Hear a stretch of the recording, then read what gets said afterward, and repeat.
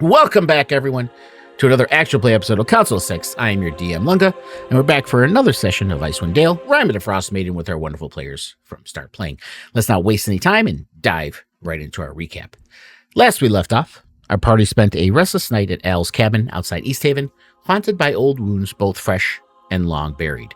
Warden stood motionless in the corner, still gripped by whatever had seized him at the mention of Revel's End, while Al kept grief at bay with busy hands, until Captain Imdra Arglath arrived at the door with a confiscated inventory slip from Al's late husband, Damien, a document that should have been returned years ago and never was. A varnish stain on his back matched a worn patch on a hidden box found beneath Al's own floorboards, and that quiet revelation kept Al awake through nearly the whole of the night, a new fury smoldering beneath the exhaustion. The following morning, the party set out across the frozen tundra towards the Lost Spire and found more than wilderness waiting for them.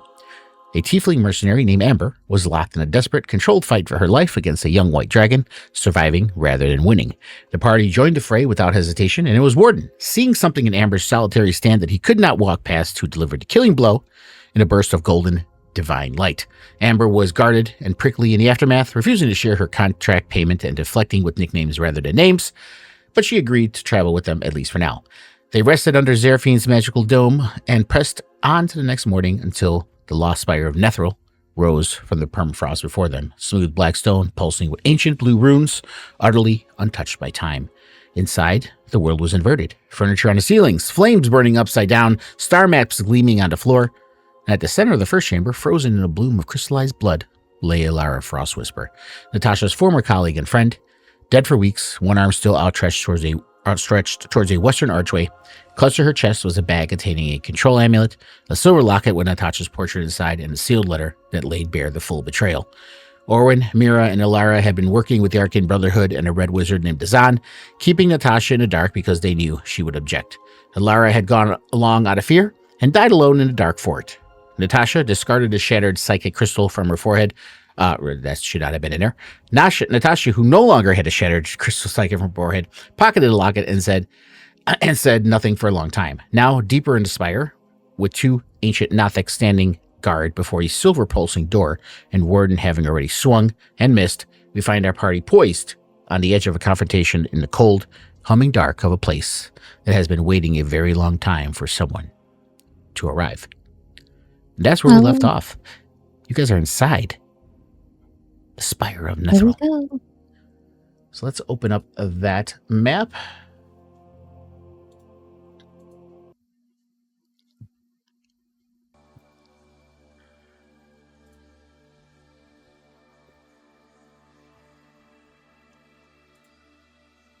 Let me shut off that music. Let's turn on the combat music. There we go.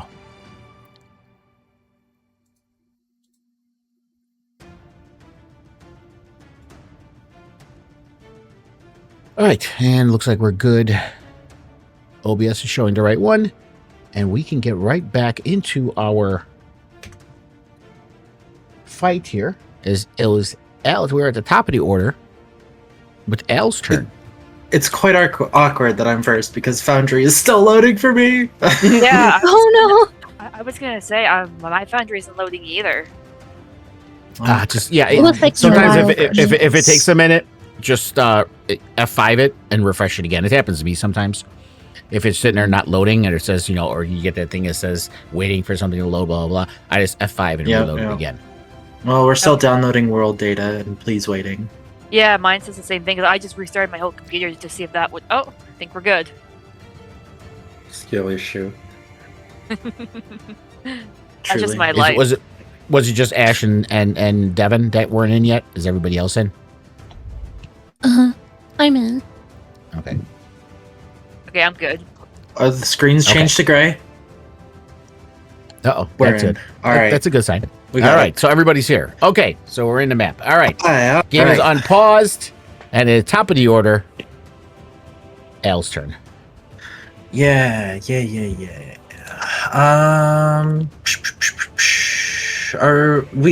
We did decide we were killing these things, right? They're completely gone. There's nothing for us to even try to save. Just Leave double evil. checking one last time before I say anything, or before I kill anything.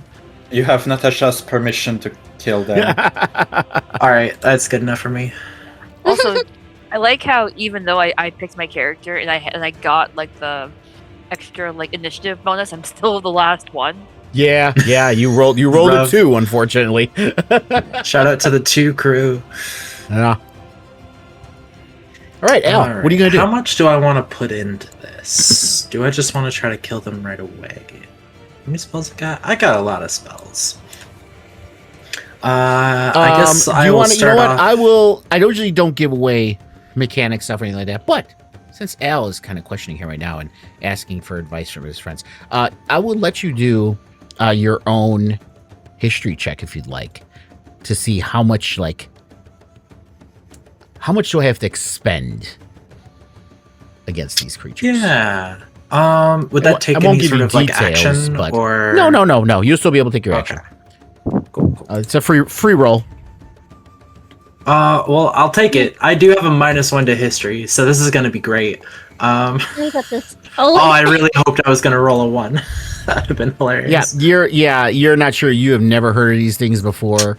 As far as you're concerned, you could be fighting a kobold or an ancient dragon. You have no idea. Oh, okay. Cool. We're going all out then. In that case, I am gonna cast. Where is my Hunter's Mark? Hunter's Mark! On the guy up top. There we go. And then we're gonna just start letting loose some arrows into its big ol' eyeball in the center of its face. All right. It seems like a good. I mean, that's a big weak point. target, right? Yeah. I do not have advantage because it is Brayton here. Yes. Oh, that's a 7 on the It die does- for it does 16 hit, total. Still hits. Nice. No, I will not use favorite foe. I will re-roll this 1 on my D8 of piercing damage, though. All right, there you go. All right. Ooh, okay. Oh, 17 yeah. damage. Yeah, that's a pretty good amount of damage. Nice. Yeah, I'll say you did hit it in the eye. You didn't hit it right in the center of the eye, so it's not blinded, but it definitely is not seeing But well. it's not feeling good. No. Good. Well, I'm gonna do another one. Gosh, I am rolling low. 13 to hit. You aimed perfectly. You wanted to hit the eye again, but you wanted to split the arrow you already hit, and it kind of hit the arrow just at the wrong angle and bounced off. Rough. All right, final attack.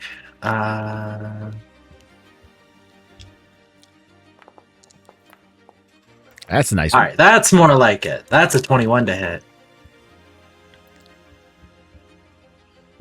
For 7 plus 4 damage is 11. Yeah, it's bleeding pretty bad. That one hits it in the neck, and Nice, solid hit. it doesn't solid hit. look good. It's bloodied.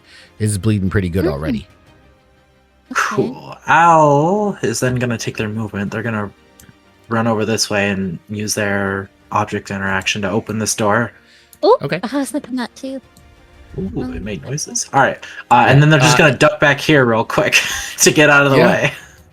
Sure. Yeah. In here you see it's another. It's just a collapsed staircase. So you. Oh, it's this another- is the other end but of the you can't- collapse staircase from the previous one. Yeah. You can't go through it, but you're able to at least walk in that little corridor. Yeah. Get out of the line of sight is really what I was Mhm, going for. Going Uh, better than opening doors for the players at my table. Yeah. And that'll be Al's turn. I think they're doing. Yeah, like I pretty good. said, this table is the complete opposite than our table than our table in your campaign. Like I said, in Dazzle's campaign, me and the other players are paralyzed by doors, or I mean, are not paralyzed just open by them. doors. We Just kick open the everything doors. open. It's fine. No, I'm saying sorry. I did the opposite. We kick everything open. But to be fair, last session, you guys were paralyzed by this door in front of Warden for about a half hour. So now Al at least fuck this. I'm opening this door. Lunga. All right. I just noticed Amaranth. I'm sorry. What were you saying, Devin? Sorry. I was just saying, I just noticed my thing still says Celine. What thing says Celine? Like above where like all my spells and my features and all that, it still says Celine. And when I was looking at my attributes and my spells, everything is still for Celine. Oh, you reassigned? Did you reassign? Yeah, it could be that. Let me do that. Let me go over in here and change it in. That could be the issue. But you do have the right token though in there. But let me Yes. do your user configuration. Yeah, it's Celine. Let me switch that over to Amber, and there we go. There we go. All right, thank you.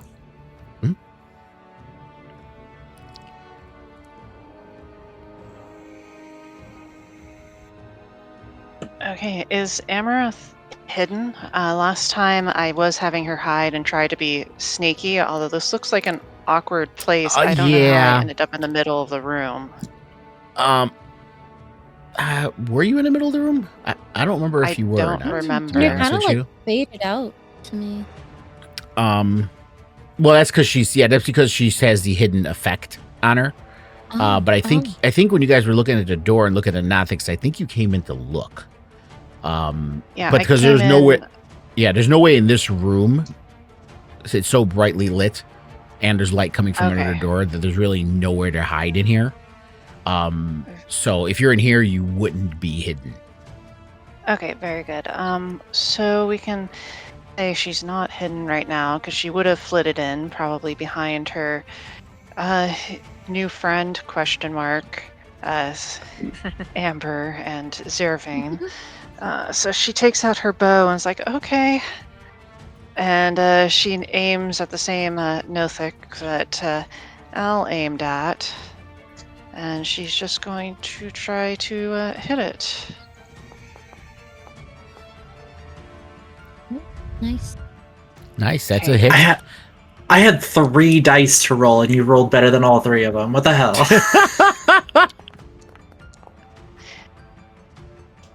Well, it There we go. hit, but not the strongest arrow from Amarath. Well, you're a little smaller. Even though Al's small, you are. I don't know. Maybe I think you're like an inch or two shorter than Al, or something like that. Al is about 6 inches shorter.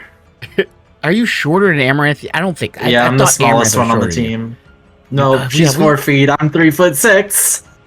Okay, yeah. We've discussed this before, and I keep forgetting. Okay, so yeah, Amaranth is gonna duck out. You can try to hide when you're out there, and is successful. So yeah, you dip out. They don't see you. With that one big eye, can't follow you through the door. Okay. Seraphine. And that's gonna. I'm going to attempt. I grab my wooden amulet and I just go, "Don't move! Stay where you are!" And I'm going to cast command and use the hold Officer command. Seraphine. Yeah! Actually, wait. Okay. Let me do that. Okay. 1 second. Go. You must target. Yeah, I am. I am targeting right now. I'm targeting both of them. Huh? Weird. Unless it tells you you only can target one. Let me see. Well, in The the spell spell, may- I can. Yeah, but you may. But the mechanics, I probably have to fix it to where it only lets you target one. But let me go into the spell and take a look at it. I might be able to fix that real quick. Upcasting the spell lets you target more things. That's why it's Yeah, I Yeah. cast it at level. Well, I cast it at level 2 though. I used the level 2 spell out. Yeah, but the forge sometimes only doesn't have it set to do more than one. Mm-hmm. You have to change it. Let's see here. Targeting. Yeah, it only has it as one creature. So you let's see. So let's override target. We'll make it. No.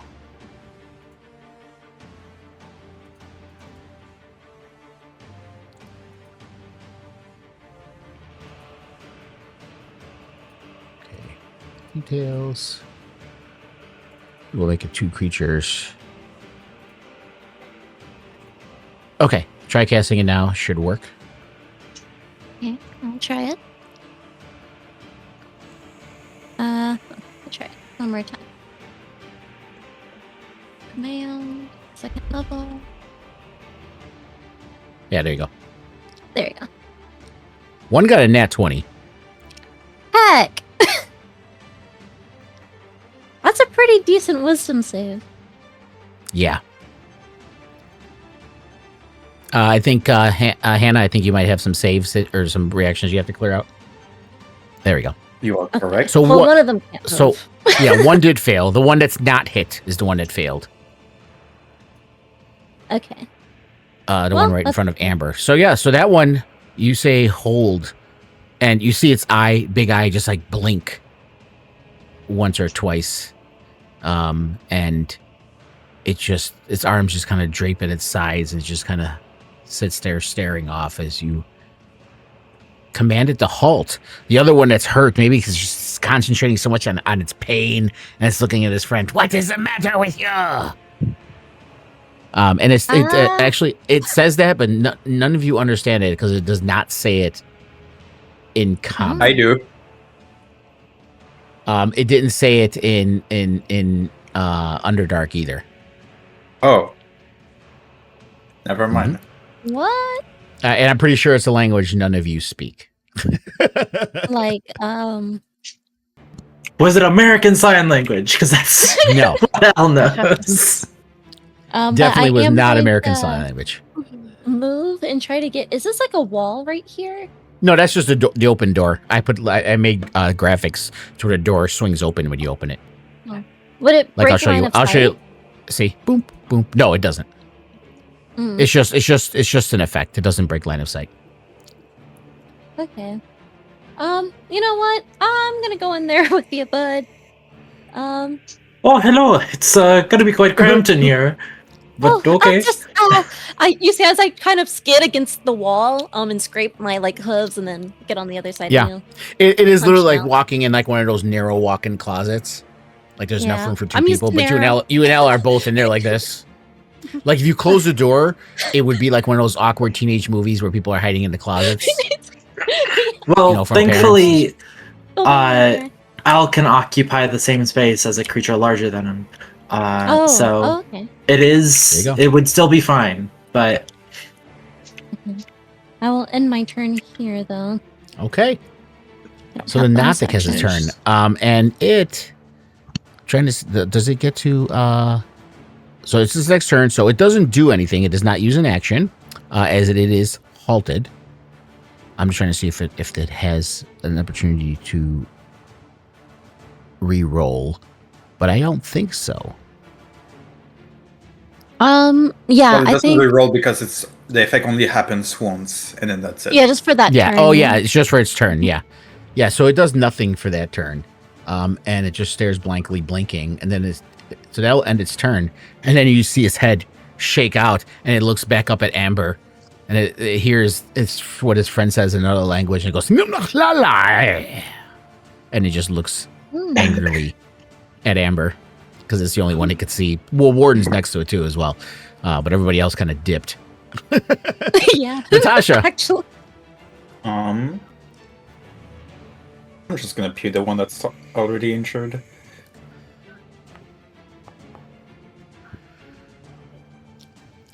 Boy, 20 to hit. A dirty 20. Dirty 20. Filthy 20. It hits. Ooh. Or big damage. Oh, big die. You tell us what happens here, Natasha. I aim for the eye. Seems the obvious weak point of the. Seems the Yeah. obvious weak point of this creature. There is an arrow sticking out of it already from Al, bleeding, bloodshot, and yeah, you hit it in the eye. This firebolt hits it right in the eyeball, and the eyeball instantly melts. The arrow falls out, and the fireball keeps going inside its brain, and you can see it glowing through its skull as it melts its brain from the inside, and then the body just slumps and crumbles to the ground. Well, Nice.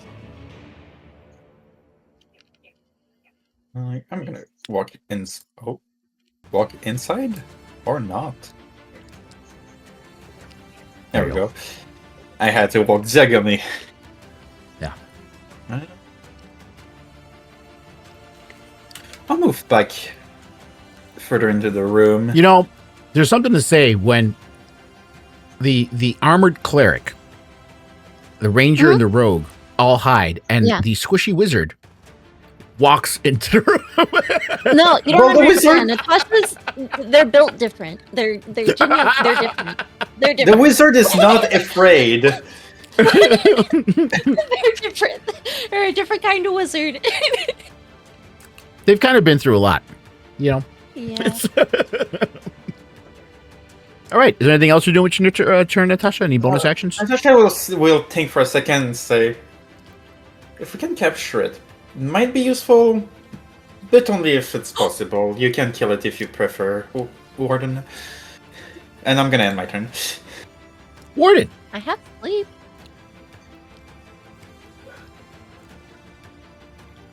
One's already dead.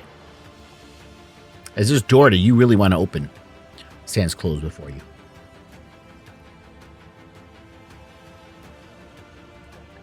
Moby, you here? Moby. I think he's muted. Yeah. But if he's not, okay, here you. Oh, sorry, You sorry, back? sorry. Yep, sorry. Just heard you, sorry. Okay, it's your turn. Okay. Where did Forge go? I swear it was right here. Is it this one? Nope, nope. Did you hear what Natasha told to Warden? I had Forge open, and now it's gone. All right, I'm in front of them. Did one die? Yeah. Oh, okay.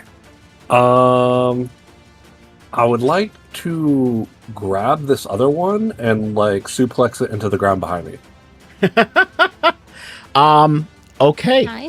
Nice. Yeah, you can do that. The damage from it would just be like an unarmed strike. I would say. But Okay. yeah, you can go ahead and do athletics. Okay, cool.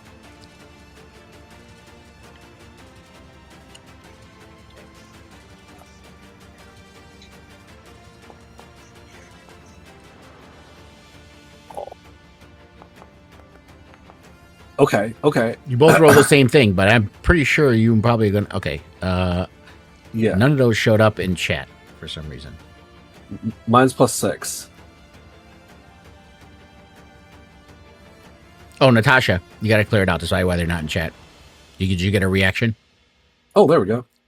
There I we have go. gotten a reaction. I need to Oh, keep right. paying Yeah. attention to that. Literally every dice roll, Natasha, you have to clear it out. Okay, so yeah, Warden. Yeah, you definitely win that contest. There's this kind of gangly little thing. You see its arms kind of flailing as you grab it, and it fights back. But then your big arms grab it, and you're able to pick it up and German suplex it into the ground. We'll say you even move it over here, and you could go ahead and do an unarmed strike for the damage. Okay, And I'll say it is prone. Okay. Cool. I'm cool with that. Unarmed strike. Let's see. And you could do it with advantage since it is prone. Oh, nice. We'd love that. Where do I have an option for unarmed strike? I do. Yes, So you- nice. Just punch. Advantage. We're just decking this guy.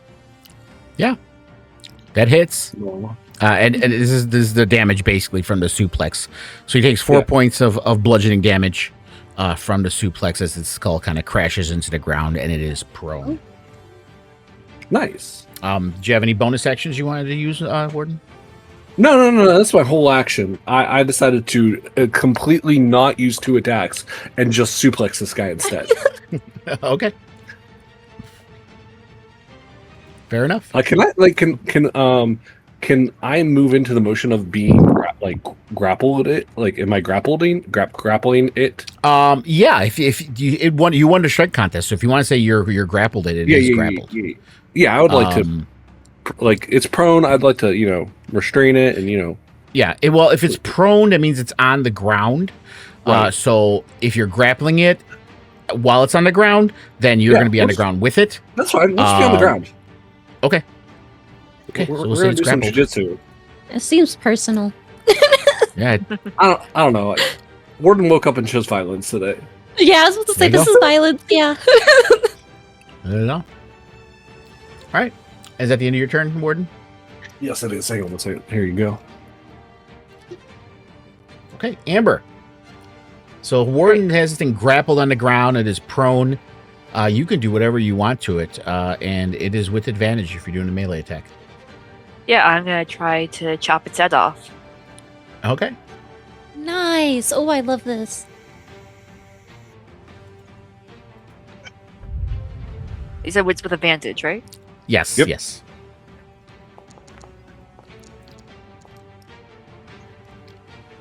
Definite hit, but you did not have it targeted.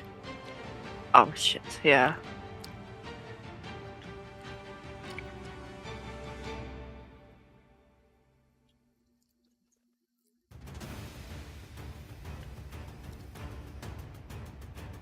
Okay. If you want to just roll manually your damage. Oh, okay. Go ahead. Swing again. You should still hit it, probably.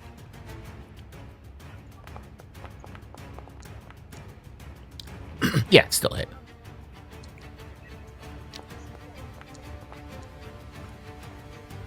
All right. 10 points of damage.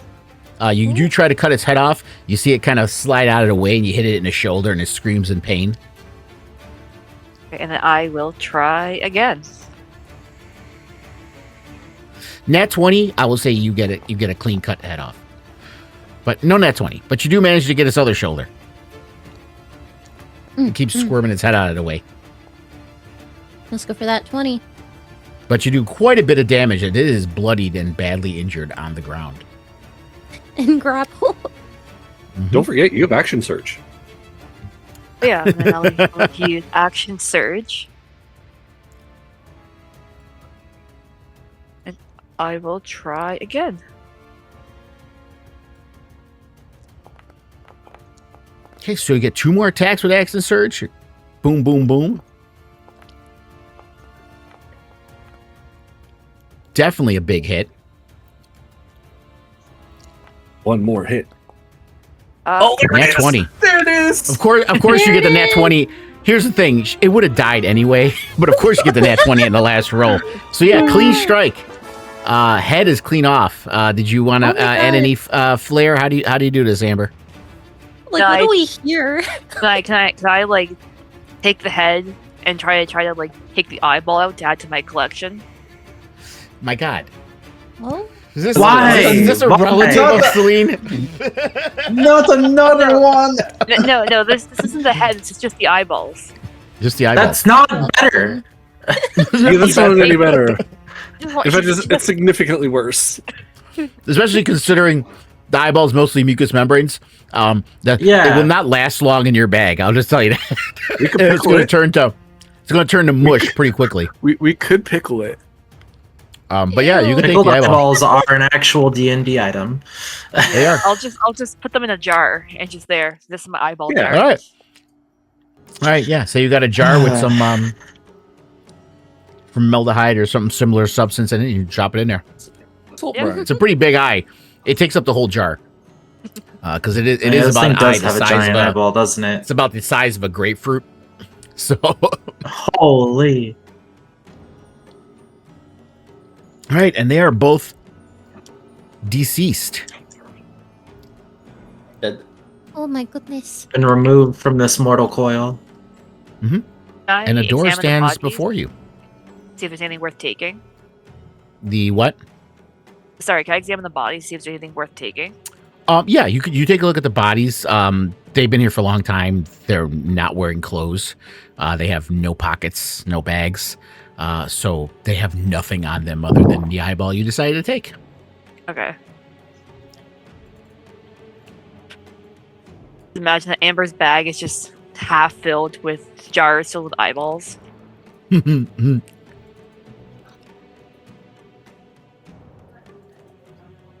right, so what do you guys want to do? Not what I expected. Well, oh yeah, that is what I expected. Okay, so Warden, you open the door, and before you, you see Oh a yeah. gleaming chest. inside there, where the light is emanating from this chest, and that holy feeling that's still there, with your divine sense is still smells of jasmine and lavender and all that is good and right in the world hits your nostrils, and you could feel warmth coming from it in this cold place. Okay, all right. Warden, I feel like Warden would be drawn to this, and just goes and tries to open the chest. Like, yeah, I don't know. There's part of me that's like, yes, this could be a trap, but like, I just feel like it's pure and holy, and yeah, we're opening that chest. Yeah, go ahead and open it. Go ahead and double click it. I can actually. Ooh, okay. Warden is super excited as he finds damaged plate armor. All right, well, let's fucking go. What you see here. Oh, nice. Hold on. Just there's a narrative here. Relax. You just see an item. Let me explain to you what you're seeing here, Ward. I was getting ready to Before cast you. Spirit the Dying. I'd remove curse in that spellbook of yours. Before you lies a suit of full plate armor. Ancient beyond reckoning. Its once brilliant surface now pitted, frost-cracked, and stained with a dark mineral tones of deep ice. Despite its ruin, the craftsmanship is unmistakable. Every curve is deliberate, every edge elegant. This was not armor made for a foot soldier. This was made for a champion. The breastplate bears a large central relief, a full moon rendered in a hammered silver, still gleaming where the corrosion has not reached. Radiating outward from the moon in an arc above it is 7 stars, each cast in a slightly raised point. The imagery has a quality of devotion to it, like sacred geometry worked into steel. Around the relief, along the collar and the shoulder rims, faint etchings of crescent moons, repeating and repeating border, barely visible beneath the frost. The pauldrons are broad and layered, designed to deflect blows from above. The gauntlets are articulated with unusual care. You can see where someone long ago has attempted repairs with cruder metalwork. The left vambrance is badly buckled, as though it's absorbed an enormous impact that was never fully restored. A deep gouge runs diagonally across the left side of the chest, the blow that ends most stories. Whoever wore this did not die easily. At the gorget, the throat guard, an inscription is worked in Old Common. The letters are small, deliberate, and still legible. The inscription reads, "Her light does not retreat from darkness, neither shall we."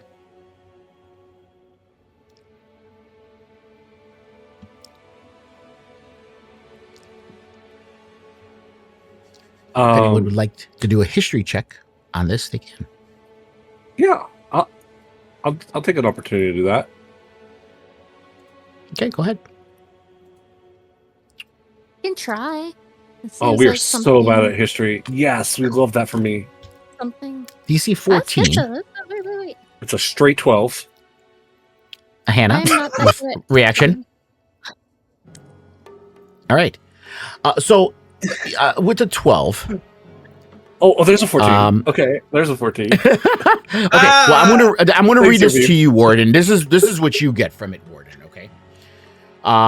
The iconography is unmistakably devotional. Moon, 7 stars, the crescent border. This was not a mercenary's armor. Whoever wore this served a divine institution. The craftsmanship places it as ancient, possibly pre-sundering in origin. The metal alloy and construction technique are not consistent with anything produced in the last several centuries. Beyond that, the specifics escape you. Whatever order this belonged to did not survive long enough to leave a common record. Seraphine, as Warden is holding this up and looking at it, and he's all his attention is on it, you're drawn by what you see. Yeah. Your devotion as a cleric, and being in a religious order, gives you an insight that not many have, and you hit that threshold with that 14. You look at this armor over Warden's shoulder. Well, I would say maybe off to the side because Warden is much taller. See the stars. For you, the iconography clicks into place the moment you look at it properly. Moon, 7 stars, the arc arrangement. Mhm. This is a holy symbol of Selune, the Moon Maiden, rendered in armored form. But more than that, the specific configuration, the star arc above the full moon, rather than encircling it, is distinctive. You've read of this before. in your homeschooled classes with your mother, Yeah. with Denali. Hmm. This belonged to what was known as the Guardians of Light. The Guardians of Light were an elite order of paladins sworn to Selûne during the height of the Netherese Empire, the same civilization whose flying cities built this very spire that you guys are in. They were not fanatics, unlike the Swords of the Lady. The Guardians were known for measured judgment and an almost scholarly devotion. They served not just as warriors, but as diplomats and protectors. Selûne's chosen watchers placed within Netherese courts and fortresses to ensure the Empire's growing power did not fully extinguish the light of conscience within it. They did not survive the fall, however, of Netheril. When Netheril collapsed in around 339 DR, when the goddess Mistral died, when the weave shattered and the flying cities fell screaming from the sky, the Guardians went with them. Most accounts treat dissolutions as simple one tragedy among thousands. The order left no successors, no restored chapter houses, no lineage. They ended completely. Which means this armor is not merely old. It's a relic of a civilization that has been dead for nearly 2,000 years, preserved in ice since the day a Netherese city sky crashed into the earth. And the paladin who wore this was here when it fell. They were here when it ended. Now, because of that, you can also give me a religion check with advantage. Oh my gosh, yeah. Okay, let's do religion. I'm not that great at that either. I could drop locate object and give myself guidance real quick. Yeah, if you want. I'm gonna do that. Alright. Religion. At advantage. Come on. Please roll good. Okay. Good enough. All right. Yeah. So the 7-star arc above the moon is a devotional posture unique to Selûne Night Orders of the ancient period. It represents the tears of Selûne, the motes of light that trail the moon across the sky, positioned above the moon itself as a crown rather than a trail. The implication is deliberate. These knights saw themselves not as followers of the Moon Maiden, but as her honor guard. They walked before her, not behind. And as you look at this armor, it is damaged. But you realize that because of its power and because of the religious implications of this armor, this can be repaired if you find the right person to do it. I also have like mending. I know that can't repair like magical substance, but I'm not going to say either way or not. It doesn't really mandate. Yeah, it doesn't do any magical stuff. But you would have to try it to see what it would do if you wanted to. But you do know that to restore it to its fullest potential would require. You do know that it would require more than a simple mending spell.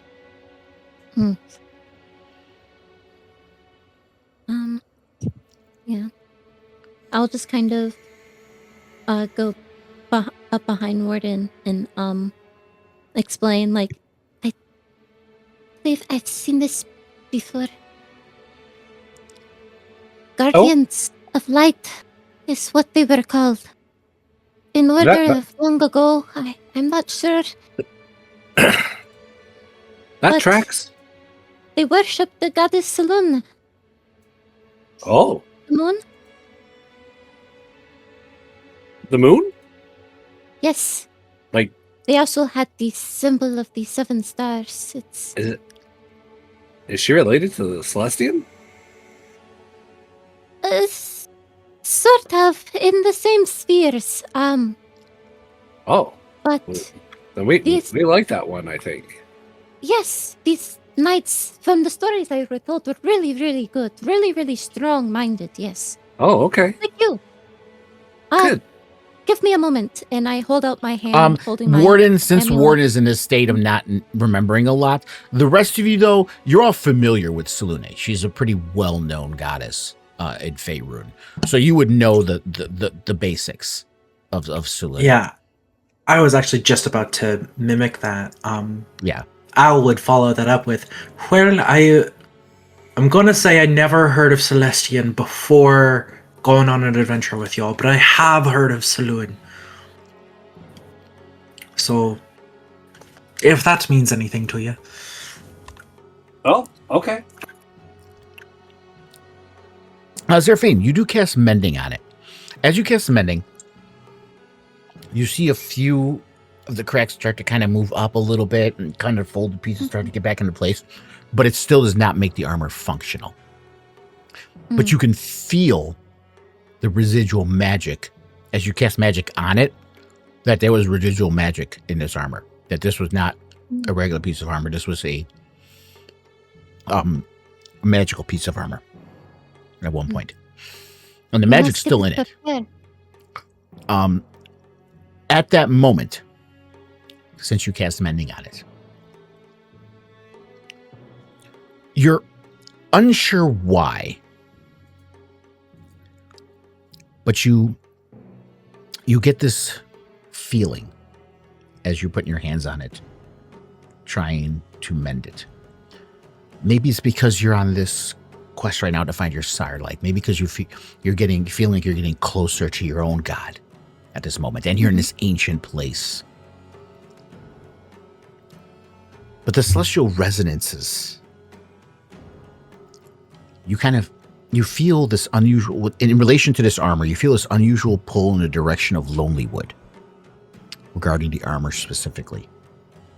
It's distinct from everything else that's going on here, the pull of the spire or the observatory. Something old and watchful, not hostile. But something regarding this armor you feel pulled towards Lonelywood. I make a note of that, and I'll just look toward and after touching the armor and just go, I'm not sure. We seek many things, but for this, I think there might be something for us in Lonelywood. Or for this armor. It has a journey it must continue to, it seems. I mean, that's okay. To be honest with you, I had zero hope of actually putting it on right now. I usually armor like this takes fucking forever to get in and out of. Well, you see, the process for me is a little bit different. I absorb the armor. You eat it? Well, it becomes part of me forever. And then it's my skin. And it can never be You removed. must eat this. It is like, do you know those dolls that have dolls inside dolls? It's like one of those. Except armor. Yes, a nesting doll. That's right. Good job, Warden. You remembered. You must nest the armor? Yes, the armor must be nested. That is the correct programming term. Yeah, this sounds like some Omega stuff. Yeah. God, I don't even want to think about that. No. The fact that works out to be a programming term is also funny to me. Yeah. All right, so you guys have explored this floor. There is that hole that drops down. Again, it's about 15 feet down, 15, 20 feet. Similar as the other ones, you can easily just drop a rope down and go down it. And you can click the down arrow on it to take you down to the next floor. Hey, and we're off. Oh, goodness. Okay, watch your step once you get down here. I'm scared. As you guys all make your way down, this chamber appears to have been a wizard's laboratory, as evidenced by the upside-down storage cupboards, the empty shelves fashioned to the walls, the shattered glass and alchemical equipment strewn across the floor, the arcane symbols painted on what is now the ceiling. In the middle of the space, a 5-foot wide passageway punched through the ceiling and floor lead to other levels. Near them, a partially collapsed wall exposes a room which lies behind. So there's a collapsed wall here that leads to this room. There's also a hole here that goes down. You see the doorway here as you opened it. It's just more of the broken down stairways and another doorway up here that is open.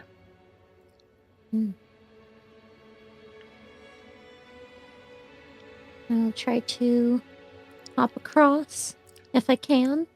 Does the arcane symbols on the ground means anything to me? They are general, but you can go ahead and give me an investigation because you're obviously looking around there and picking through things, Natasha. It's going to be a 24. 24. Very good roll. So yeah, and here the it seems like a pretty some of the runes you don't recognize as they seem to be. I mean, we're talking about some pre-weave magic here, right? So there's some stuff you don't recognize, but it seems to be a pretty standard, just kind of circle that was done. This is a laboratory, so it's not surprising to see that. But as you're kind of picking through the detritus and debris on the floor, you do find a sealed spell tube made of chatelaine. Ooh. Made of chatelaine. Mm-hmm.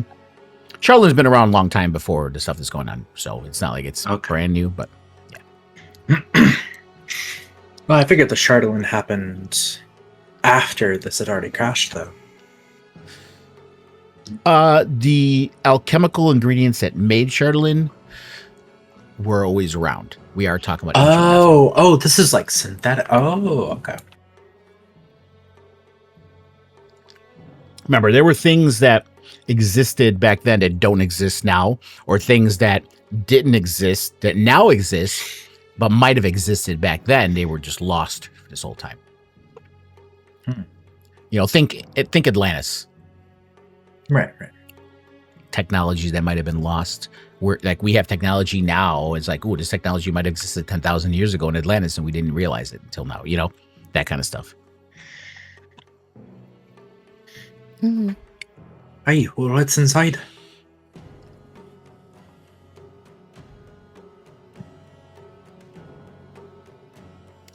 Natasha, Sorry. did you hear what I Did you said? say What you found on the? Did you hear what I said? You found on the floor.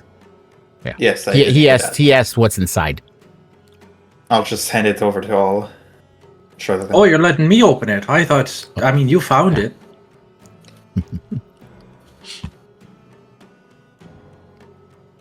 Okay, I'm just handing I'll over. open it up. Right. Well, it is. You see, it's a sealed scroll tube. So it kind of has a wax seal around it. So if you want to break the seal, you can, Al, to open it up. Can I like and- try to carefully remove the seal so that we can Sure. hold on to that stamp? Yeah, you can. This has been sitting here probably for over 2,000 years. So if you want to try using a dagger, you can. This will be a dexterity check. It'll be pretty high.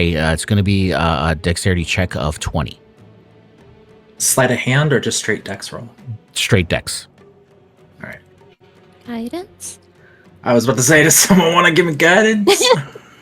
You got it. Here, I'll cast it. Thank you. Mhm.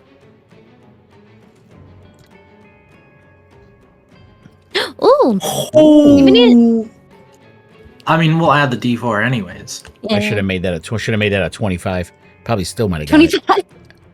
Plus one. Natasha, clear out your reactions. There we go.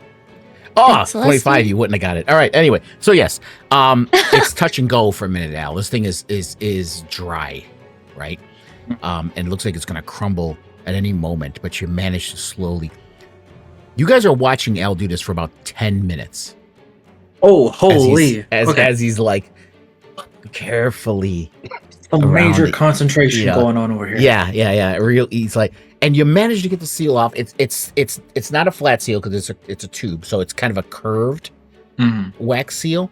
But you manage to, and maybe because it is so old, it doesn't take much to get off, and eventually just pops right off in one piece. So you manage to preserve the seal. It has some Perfect. ancient seal on there of Netheri's origin, obviously, but nothing that any of you would recognize now. That this obviously came from a civilization long before anyone's memory. Well, if Yeah, anyone you- here has any hope of figuring out what this means, and we'll hand it back to Natasha, the seal that is. Yeah, and you open up the tube, and inside you do see that there is a scroll. It does seem pretty brittle, but and not only is it brittle, but it's rolled up a piece of golden foil,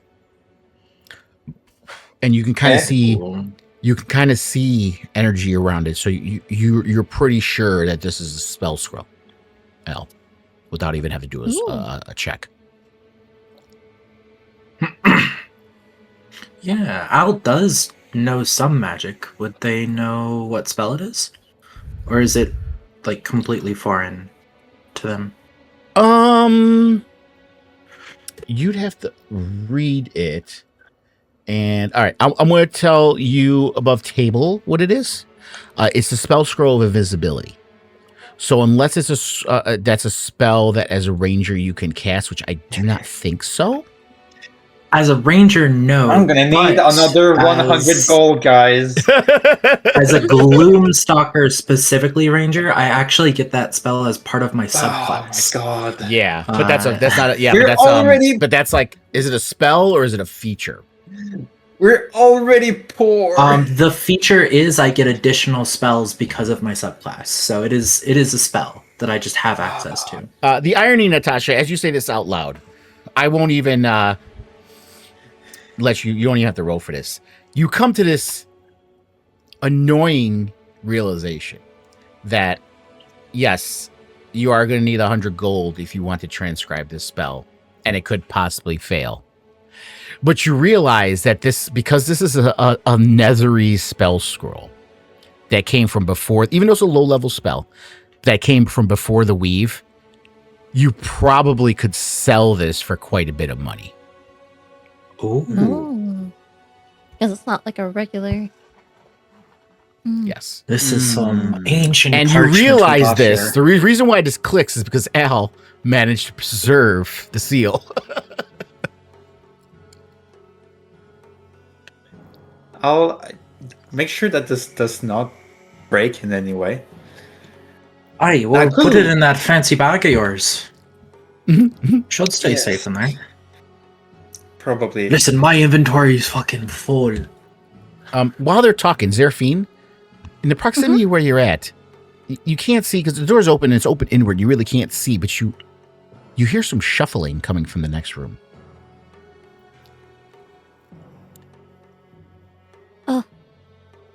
So I think we're missing one of our companions. They're still upstairs.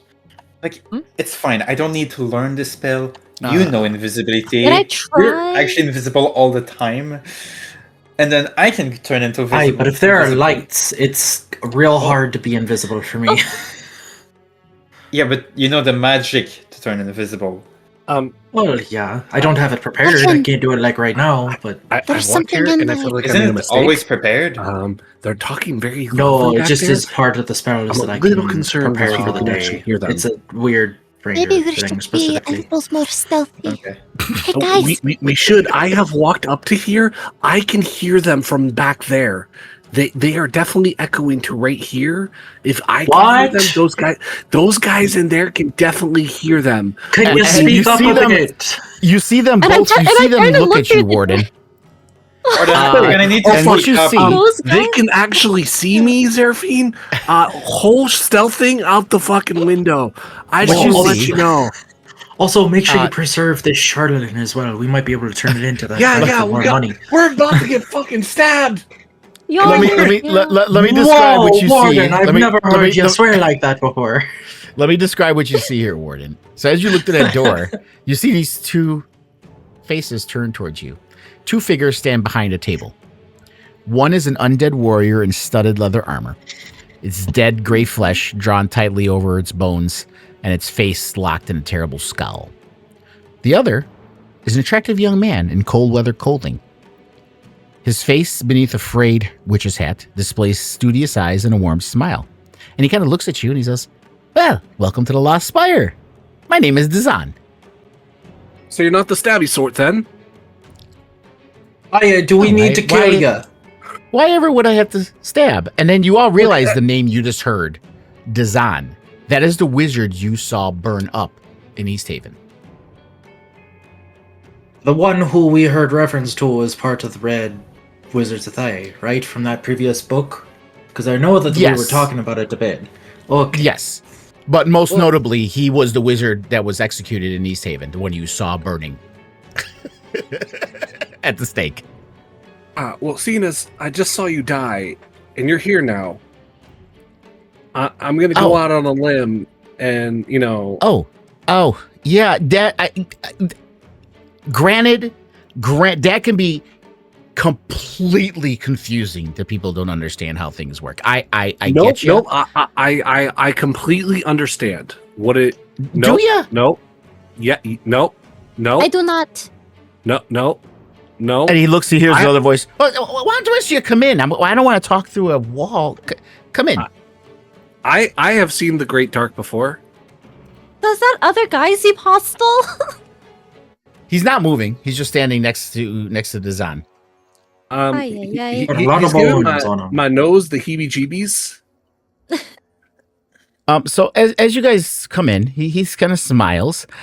Okay, so, and he looks around at everyone, and he looks at Natasha. You look like a wizard, so you'll probably get what I'm saying.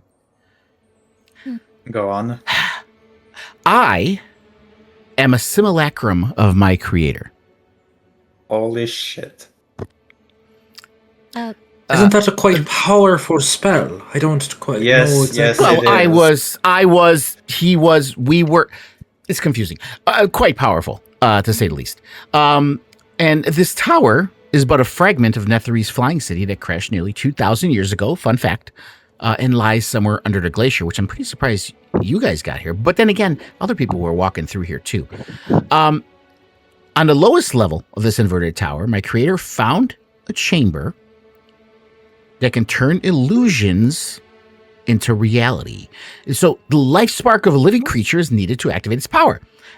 As a creation of snow and shadow, I kind of have no life spark of my own. And Krintas, forgive me. This is Krintas, as he points to the undead warrior.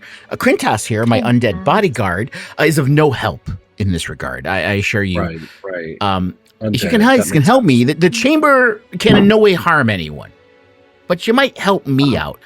I tried asking the other people that came through, but they didn't really want to stop and talk. They would look like they were running. I think they were kind of in danger. They kind of maybe touched some shit that they shouldn't have. We did that too. But yeah. Question, hear me out. Not to be rude, but like, why are you here and not like the dead one? Well, the dead one got captured. Because follow me here. Don't wizards send their simulacrum out to die and then they just like live peacefully in the tower? Well, yeah. That's why he sent me to this place, because this is very dangerous. Doesn't know what's going on here. He thought he was safe in East Haven. Irony. No, he's dead. Yeah. You're the safe one. So. I'm starting to think he should have came here. No offense. When you roll the die, hindsight is 20/20, guys. And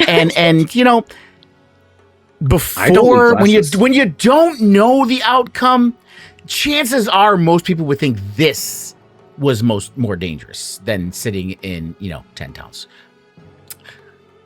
But hey, shit happens. And it happened to my creator. So I'm kind of stuck here.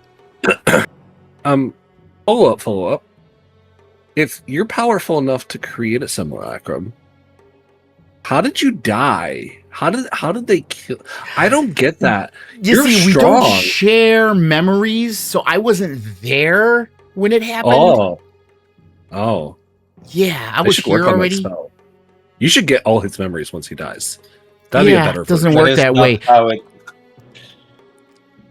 Go ahead, Natasha. You see, you do know more about it. So, correct. So, if I'm understanding, your goal is to go to the bottom of this place. Yeah. As you guys are talking to him, you kind of look at the table too in front of him, and you see a 4-inch wide disc of silver framed wood with the rune matching the shield guardian on the first floor that you guys ran across. But when you look at it, you realize that it's broken. So the earlier idea of maybe a reason why it was no longer functioning is because the control amulet was broken, and you do see it now there that is damaged. A hairline crack runs across the central rune. The silver frame is warped, and the wood bead is kind of scorched. But that's why the shield guardian wasn't functioning. Now, if I may ask, son, what is your goal once you reach the bottom? Mhm. I mean, What my goal, illusion do you know, wish to see come true? hey, listen, I just want to be alive again. That would be great. And a rune chamber could kind of do that for me. And that's why I need your help. I mean, I'm not looking to do anything to you guys. Like I said, if the other people that came through here, maybe would have stopped, maybe they would have helped me, but they were, again, too busy running back and forth. Right, Pretty so scared. we could work together into reaching the bottom of this place. Why I was he can't really do executed anything. again? I'm just a simulacrum. A simulacrum you may be, you're a simulacrum of a powerful wizard. There should still be some powers in you. You get half their spells, right? That is that a rumor? Is that true? Unless you've already used up all that magic. And no, simulacrum does not refresh their magic. You see him snap his fingers, and you see this spark just kind of like fizzle, and he kind of shrugs his using all his shoulders. magic to keep him alive, isn't he? He's smart.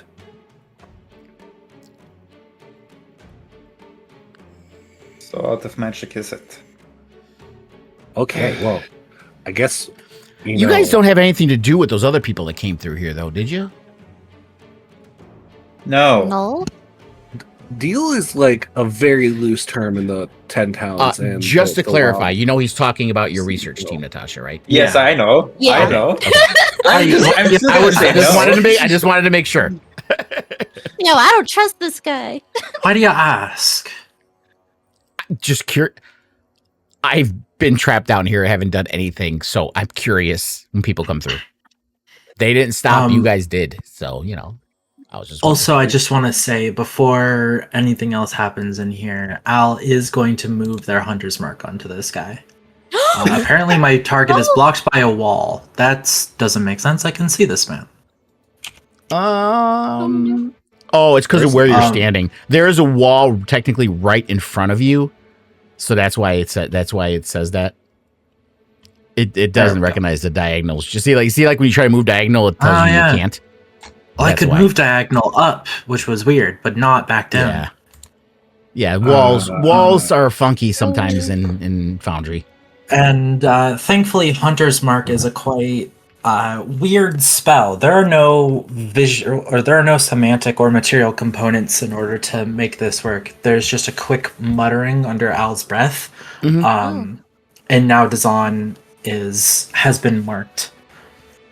And there is now a spectral mark somewhere beneath the clothes on this man's, on the simulacrum's, I guess, skin. I just see the giant red arrow from WoW. Natasha, can you clear your reaction? Oh, yes. He knows what you're doing, Al. And he kind of looks That's down fine. and he looks back at you. And he's like, listen, I get it. Don't listen, trust but verify. I completely understand. I hope you don't use it. I'm not going to try to do anything to you. I mean, I could have sent my guy out here at any time while you guys were out there kind of talking and bullshitting around. Well, that guy would probably be dead by now. I'm not going to lie. That guy is undead. Oh, yeah. He's quite undead. Yes, I kill those. Yeah, paladin and all Well, that. so I know. Very I prolific. get it. I get it. The point is, if I wanted to hurt you guys, I would have tried. I could have, but I'm not. It's not what I'm trying to do here. You definitely could have tried. Just help. Yeah. We just need to know what to What happened? Why were you executed again? Again, not there when it happened.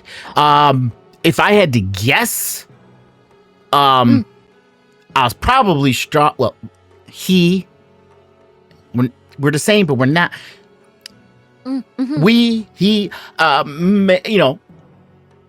maybe was strong arming some people.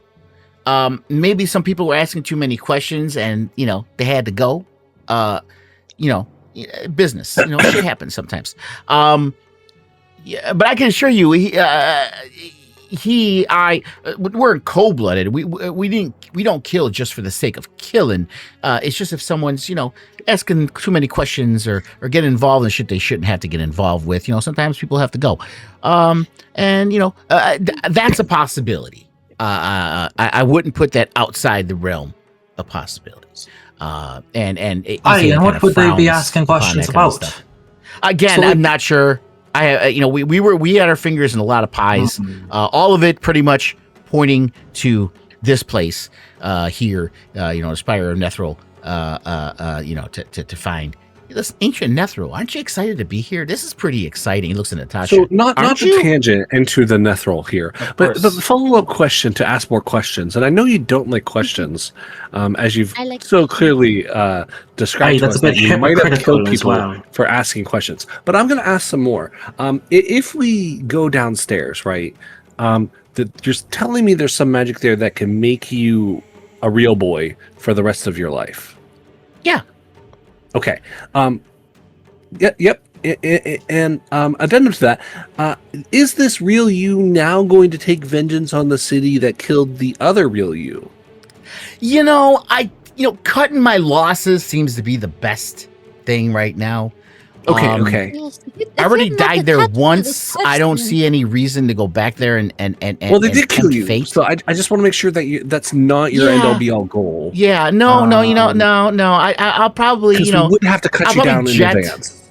Maybe south, maybe Luskin. I think I'm done with the 10 towns for a little while. Maybe go somewhere not winter, for the summer. Yeah. Luskin's on the other side of the spine in the world. It's just over the other side there. Out of the Dale. Luskin's the kind of good place to chill out for someone like me. Head down to Phandalin for a bit. Just why not? I think I want to try to make an insight check just to see if this guy genuinely just wants to attempt to be human, and that's all they're looking to do.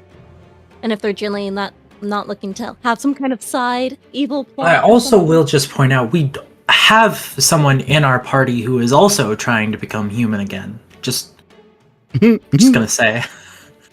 And we could also make it so that the entire region is warm.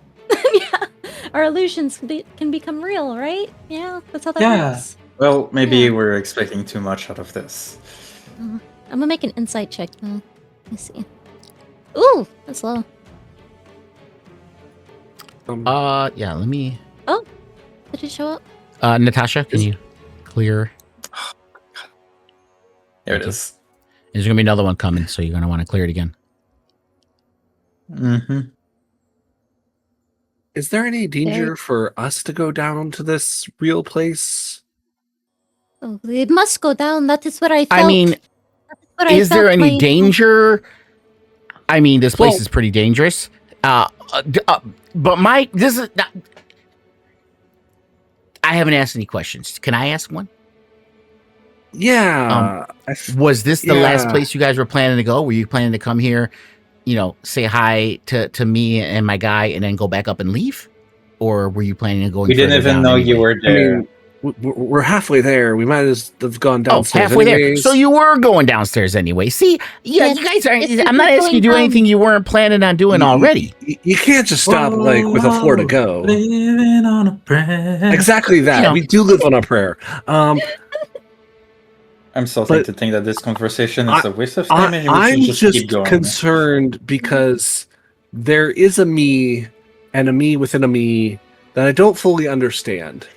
And that if I go down there... I don't go downstairs just yet, Natasha. What if I become the Pinocchio in my own head? No, Warden. Don't not let that happen. I don't know how to answer that for you. Am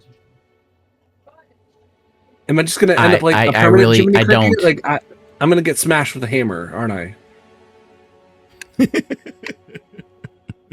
I really don't. Hey, look around at the rest of you. kind of I don't know what to say about that. Oh, well, you're magic-y. Can you like take a look at Yeah, my no, way beyond my pay grade. guns? Absolutely not. Okay. Well, That's like I god guess we level just- shit. Not on my no. And he looks at Zeraphine. I mean, she's a cleric. Like, if anybody had a chance to do anything, it'd be more cleric-y than wizardry. You have a wizard too already, Sure. so I doubt there's anything I could do that they couldn't already have tried. Well, you have a simulacrum. You are the simulacrum. That's like a really high level spell. Yeah, they don't know those spells. That's hey, that's just making a copy of yourself. That's all it is. Yeah, but it's a really big copy. It's like again.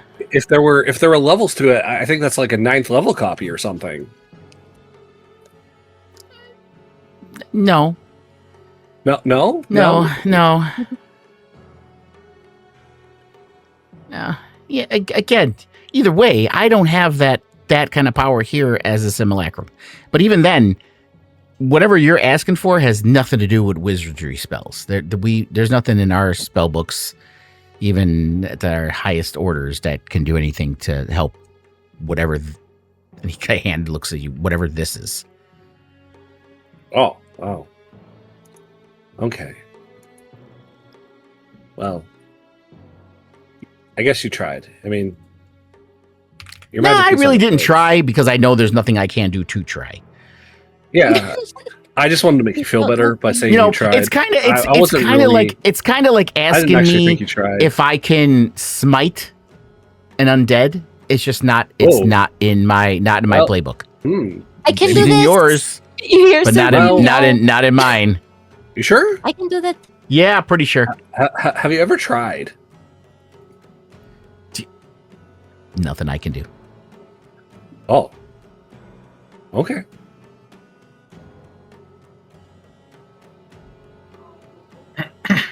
Okay. But if you can figure out that rune chamber, maybe see what's going on there, and even if you can't figure it out, maybe I can go back with you guys. Well, we might be going back to a 10 town. I'm definitely gonna insight check that. Like, we could get you as close as possible to. Why has he been down here? The spine. All right. Go ahead and insight, Zeraphine. I would like also to insight. At this point. That's way better. Well, that's real good. Yep. It's a 7th level spell. Oof. Nice. Okay. Yeah, he's he's not like feeding you a story. You feel like he's telling you bits of truth, right? But there's something he's kind of holding back.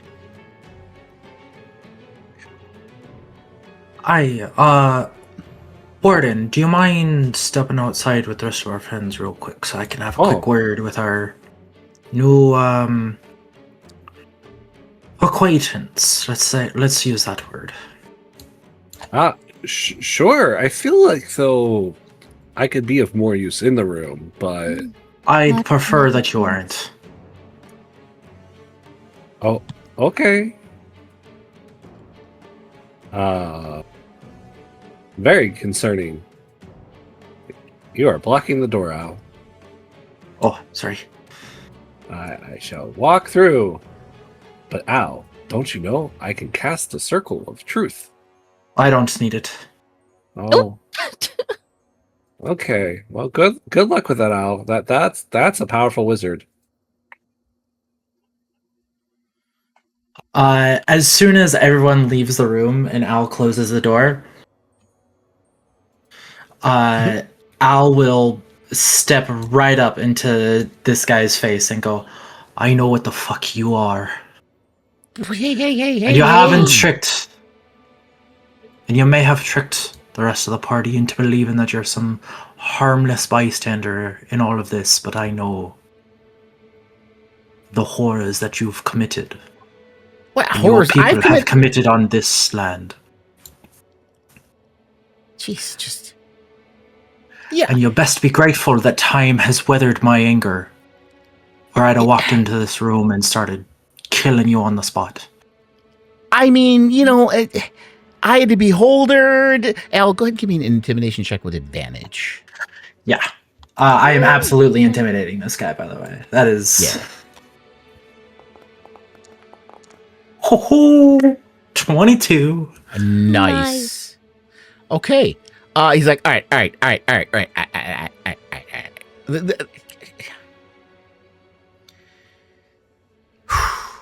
Okay, this is the truth. No, I I'm don't not want looking- to hear your truth. I'm not looking to hurt you guys. I am trying to maybe see if I can get you to help me, do some shit for me, because I can't. Because the reality is, and he snaps his finger again, you have a wizard with you, right? You kind of know how it works. Doesn't she have something with her all the time when she casts her spells?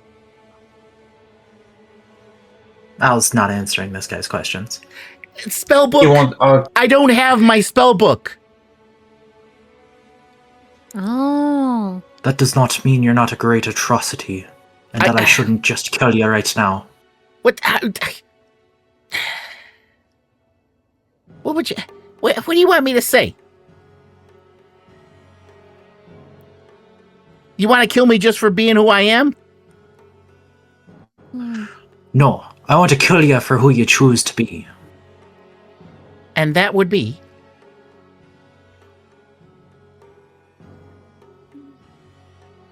A red wizard. All right, you got me. Okay, I'm a red wizard. Yeah, we got a bad reputation. All right, we do what needs to be done. Okay, and you see his voice kind of straighten. We do what needs to be done. No. Now, A with red that wizard. being said, I'm still not looking to cause you any harm or your friends any harm. But those that have already passed through here are most likely long dead. And maybe you guys might be able to survive and do what you need to do. And in the meantime, help me. And since you actually have an issue with wizards and an arcane brotherhood, take out some of them with some information I can give you. There's a few of them that really do need to go, that have done just as bad things as I have.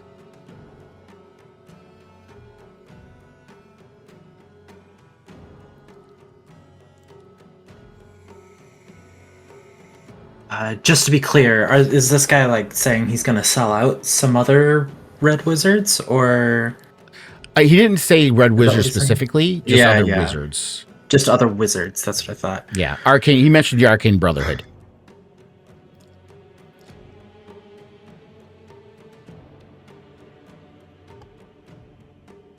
Al thinks on it for a moment. And I think comes to the conclusion that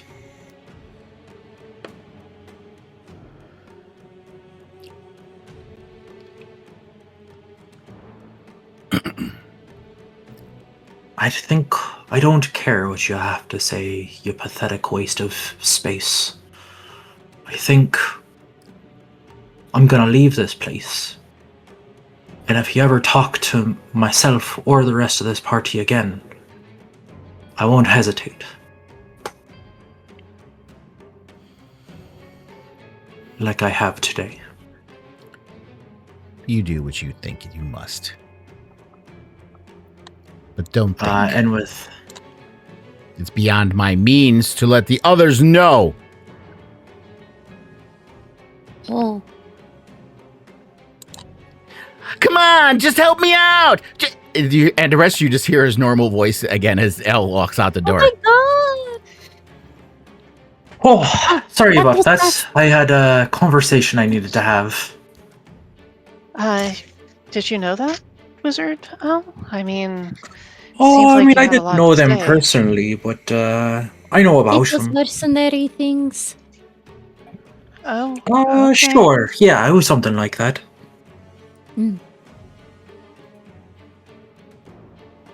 Out of character. What the fuck is a red wizard? Red Wizard of Thay. They You are a don't need to know specific. the Red Wizards of Thay. Yeah, they're a If you specific. don't know, you don't know. Well, Buzz is above table. Hannah wants to know. Yeah. They come from the far east, like past the desert of Anarok. They're Thay is really east of the Sword Coast. Mhm. And they're basically it's a bunch of necromancy wizards. A lot of them are liches. There's the Thay itself is literally almost like a city of undead. And they do a lot of manipulative things for power. They weave themselves in a lot of politics. If you saw the Dungeons and Dragons movie, the one with Christopher Pike, there was a Red Wizard of Thay in that, and they kind of portrayed it decently well. All right. In there. Unscrupulous. Unlike the Arcane Brotherhood, which is kind of like a scholarly things, and you could have good wizards, bad wizards. The Red Wizards of Thay, you rarely find a good one. At least good if you're. At least it's hard to say there's any good ones if you're not one of them. They're very unscrupulous and have no qualms of destroying or killing whatever gets in their way.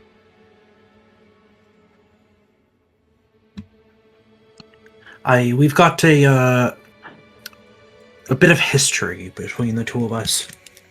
Not personal, not like we haven't met each other, but we know of each other.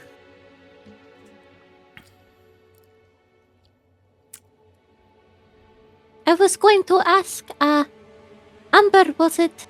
Do you Yeah? know these mercenary dealings as well? Are you used to this kind of thing?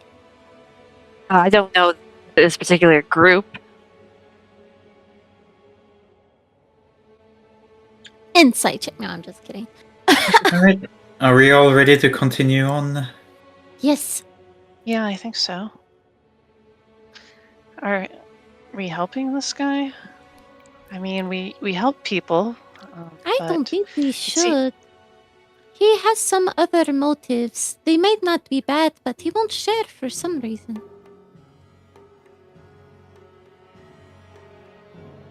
Asking, or I guess helping someone like that is a very easy way to be doing something you don't want to do. Mm-hmm.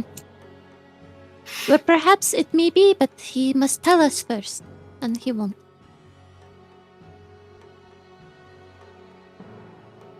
Right. And with that, I think Al's Before you gonna guys go drop a rope down. Yeah, you can. You can go down if you want. It's fine. But I'll just say we are at 6:30, so this is seems like a natural pause point. If you guys want to go down, you can. But we will pause it here and take our 10-minute bio break, and then we'll come back at 6:40. All right, so we are back. So this is what we're gonna do. Al was the first one going down, and so since it's a rope, it's only you guys can only come down one at a time. Al, as you're coming down, you would definitely see this. So first thing I'm gonna do is, Al, I need you to roll a stealth check as you're coming down the rope. And the only one that's actually down right now is Al. Okay, so we're not going to go with the fact that I screamed, "Oh fuck!" as soon as I got Well, I down didn't know here. if that was All right, cool. Al or if that was Ash. Well, instead of Only stealth because check, I or, don't like, think maybe Al would yell that when he knows it's a dangerous situation. Yeah. Okay. So. Oh my god, and I'm on a rope right now. This is crazy. Okay. Yes. Seeing this basilisk here, can I cast a spell? And maybe I still need to make a stealth check, but I would also like to cast a spell that might help us out here. Well, if it's an offensive one, the point of the stealth check to see It's not. if it notices. Is this okay? Yeah. I was going to say it's to see if it. The stealth check is to see if it notices you because it's facing the other way. So I want to see if it hears you coming down. What did you want to cast? Okay, I can also do the stealth check first, if that Okay. would be easier. Cause maybe I fucking buff it and roll a 1, who knows? That's a 15. That's not bad. That's good enough. That's Yeah. above its passive. Okay, So yeah, as you're cool. coming down, Al, you come down, and you see this basilisk just kind of rummaging around in a corner, but it's not facing you. And you kind of freeze on the rope. as Yeah, you see Al it. is like, oh shit. And thankfully, one of the materials for this spell is a rope, which just so happens Al is hanging from right now. So out of their little component pouch on the side of their hip, they pull out a little bit of powdered corn extract and a piece of paper to wrap it around the end of this rope as quick as they can.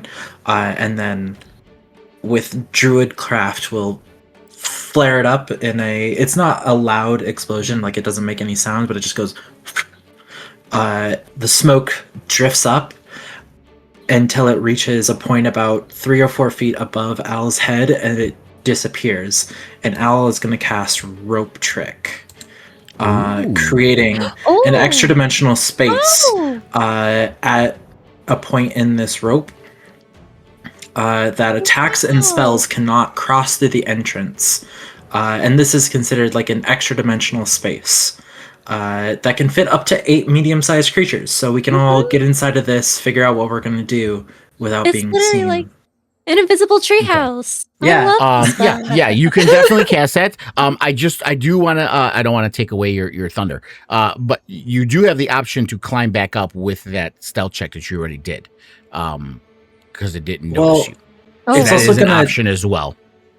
take us a minute to like all climb down, and like you were saying, we can only do that once at a time. So this will be we can make this like a spot to all gather, get down from the rope, and then we can jump out. So and it's attack at this so thing. the extra dimensional space is at ground level, of this room. It does have to be a few feet up, so it would be like Okay. 5-ish feet above me. Right, but you're not like floating mid in the air. It's like right off just above the ground kind of deal. No, it actually is floating in air. That's the point. Is Oh, that okay. it like hangs off of the rope and is floating from that point. Okay.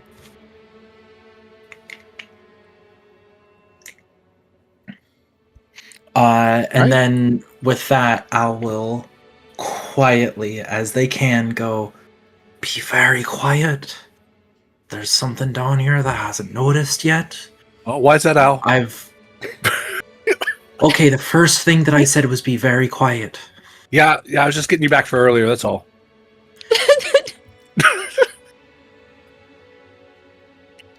Cool. So, I see what you I'm- did there. Practical joke of morning in the house. Lunga, Yes. I made Pop Toad fly down there so I can see the basilisk. I'd like to Heard- ask what Natasha knows about basilisk.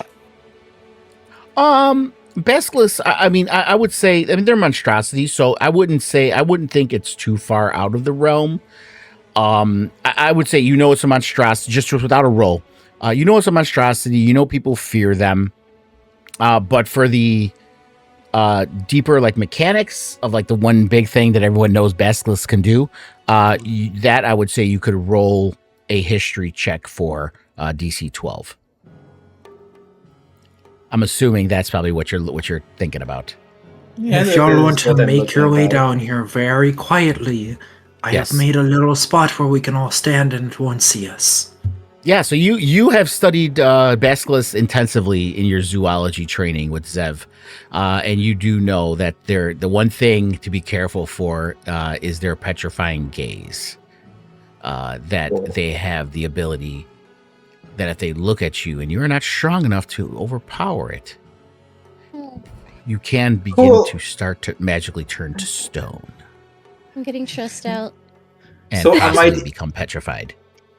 Oh my god. I'm gonna hand an item to a small item to Pop Tart if I can, Lunga here. Okay. I would like to hand him Zev's mirror, Okay. and then I would like to direct my familiar to go down there,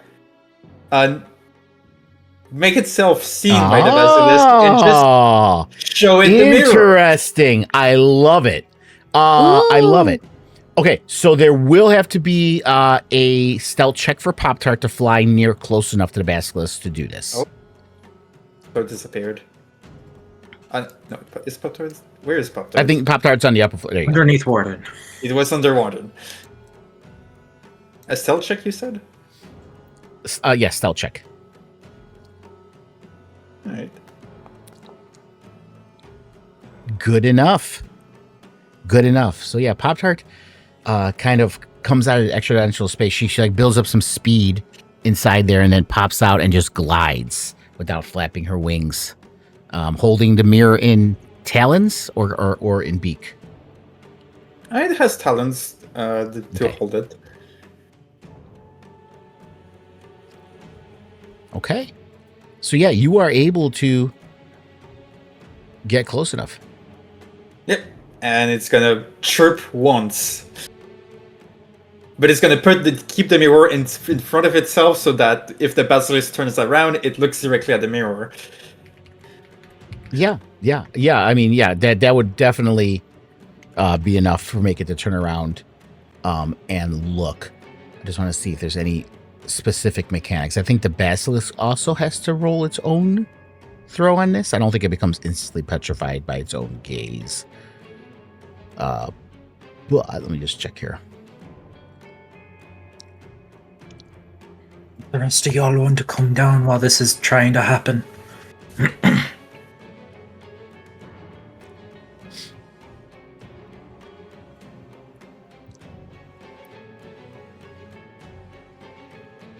Okay. All right. So yeah, you fly in front of it. Pop-Tart flies in front of it, and you see it turn its head and look directly at the mirror. And that is way too big. Let me move that off to the side here.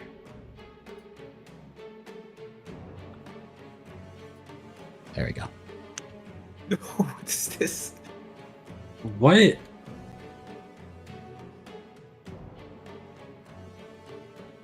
It shouldn't have gotten any of you guys. Do you have to clear your reaction, Natasha? I have no reaction. You didn't get one? Okay, I think maybe... Did it not go through because of walls? Let me see.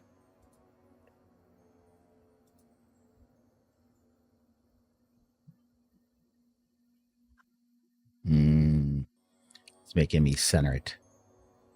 Okay, do me a favor. Everybody go upstairs. Oh, no, okay. Okay.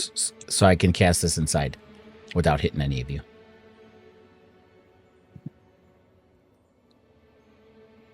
I also make Pop-Tart as Pop-Tarts go well. upstairs? Yes. Okay. Thank you.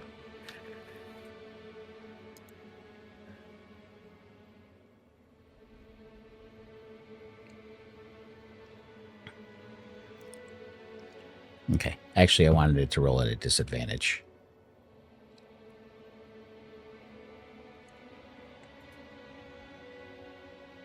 And it rolls a nat 1. Okay. Let's fucking go. Oh my god. Nice. Okay, so yeah, Easy. it starts, you see it, through Pop-Tart's eyes, you see it, Natasha, start to turn to stone. And it becomes restrained at that moment. And it becomes petrified. Oh! Yeah. Period.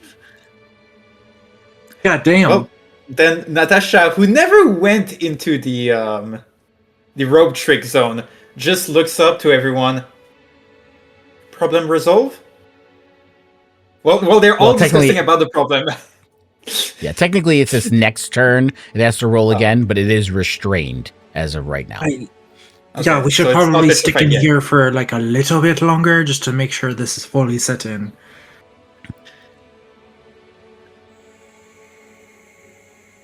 I mean, is it going to wear off if we just stand around here? Should we just make haste? I don't know exactly how the petrification works, but I think it needs some sort of outside source to stop it from turning. I think we're just gonna wait 6 seconds, Linga. Yeah, it's not that long. So it'll roll another con save. Oh, it does get to keep making saves. Okay. It has to roll again to see if it fails. Yeah, and it fails. So it is petrified. Oh my god. All right, so now Natasha will come to the rest of the group who are discussing a plan and just say, "The problem is solved. You can all come out."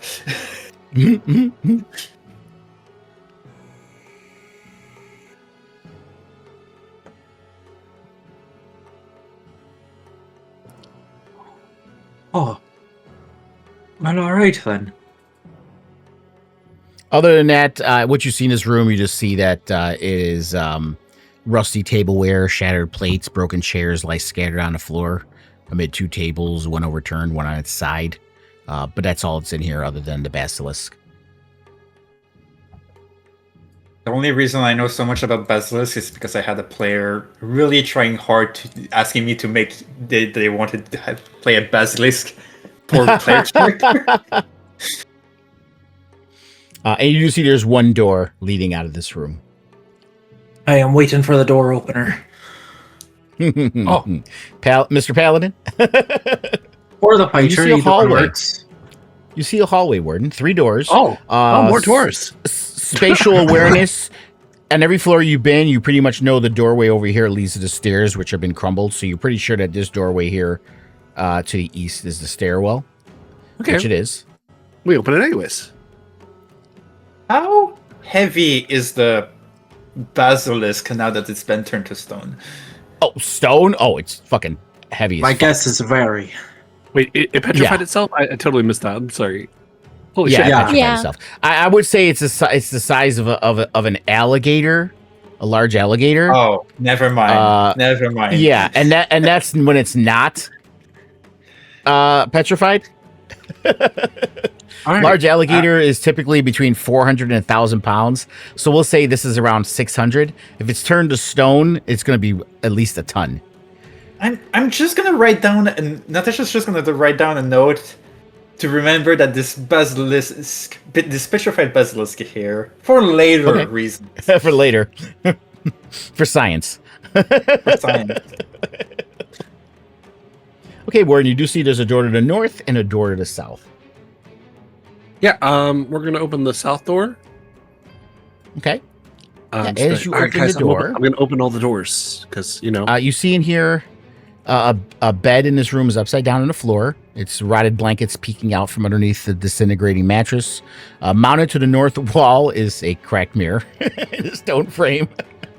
Lying underneath 2 dirt-clogged windows is a partially crumpled, rime-covered human skeleton in tattered shreds of a nightgown.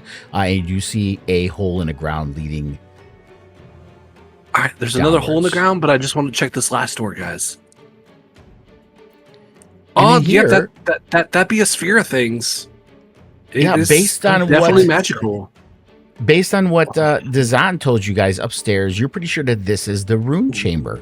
The walls of this chamber are inscribed with interconnected runes, marred with cracks. What is now the ceiling bears similar inscriptions that swirl inward, converging around a golden crystal disc 5 feet in diameter. Oh, All right. Well, anyways, so down into this well, chamber. why did you over here. close the door? Well, that's a room of spooky. I want to see what's downstairs.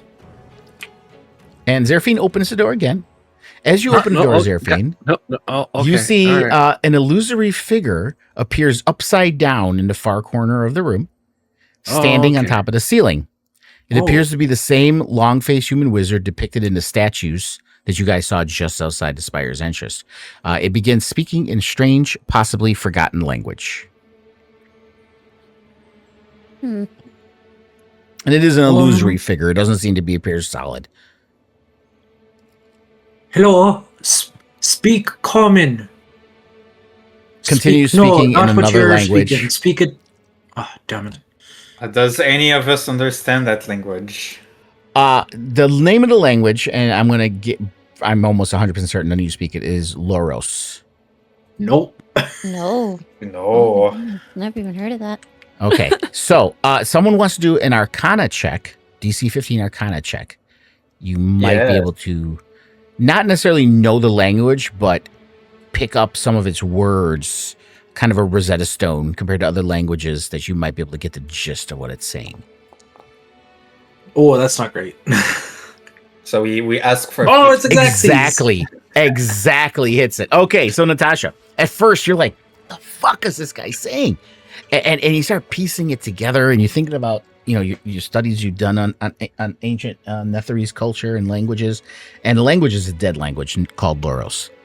But you remember some words here and there, and you kind of piece it together that what he's saying is, behold my masterpiece. Here can illusions be made real. Shadows become substance. Create your illusion, let it stand atop the crystal disc, and watch my rune chamber do its work. That's what he keeps repeating over and over again the few times that he's spoken.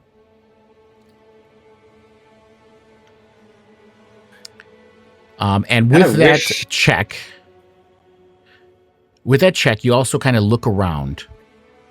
And for about a minute, you're studying the runes and the crystals. And it kind of starts to make sense to you. Not that you understand this ancient device, but based on everything else you've learned and other stuff, you can kind of piece it together on basically how it works. And the purpose is transforming illusory creatures and objects into real ones. That's all you know with the roll you got. You can do another roll. It'd be a DC 20 if you want to try to piece together more. Sure, but at the same time, Natasha's gonna say out loud, kinda wish I practiced more illusion magic now. I can't do much with this, but yeah, we'll make the Arcana check. Okay, it's gonna be a DC 20. Oh, goddamn! 25. All right. Whoa, Okay, my so you God. look at it more, Natasha. You kind of get down on one knee, scratching your chin. You're looking at it. And you come to realize that the rune chamber cannot produce magic items, animated objects, constructs, or undead. A life spark is needed to turn illusory creatures into a physical one. The cracks in the wall have damaged runes enough to risk unexpected results. You kind of figured out if you're doing an object, illusory objects, you can, when it's placed under the crystal disc, there's a chance that something can happen to it. If it's a creature, it's the same thing. Basically, it would be a percentile dice, and the results the results would be unexpected. If you put an object or a creature underneath it. This thing is definitely unstable. And these are objects or illusory objects or creatures, not a regular creature. Yeah. So based on what Dazan was telling you, most likely Dazan, being a simulacrum, he'd be the one to go under this.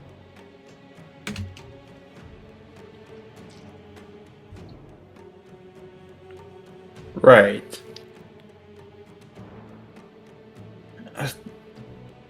This thing is a bit unstable. It might lead to unexpected result. Should We should be destroy careful it? if. Well, and she's gonna turn to all. I have a feeling that you do not want Zan to get hold of this. Am I correct?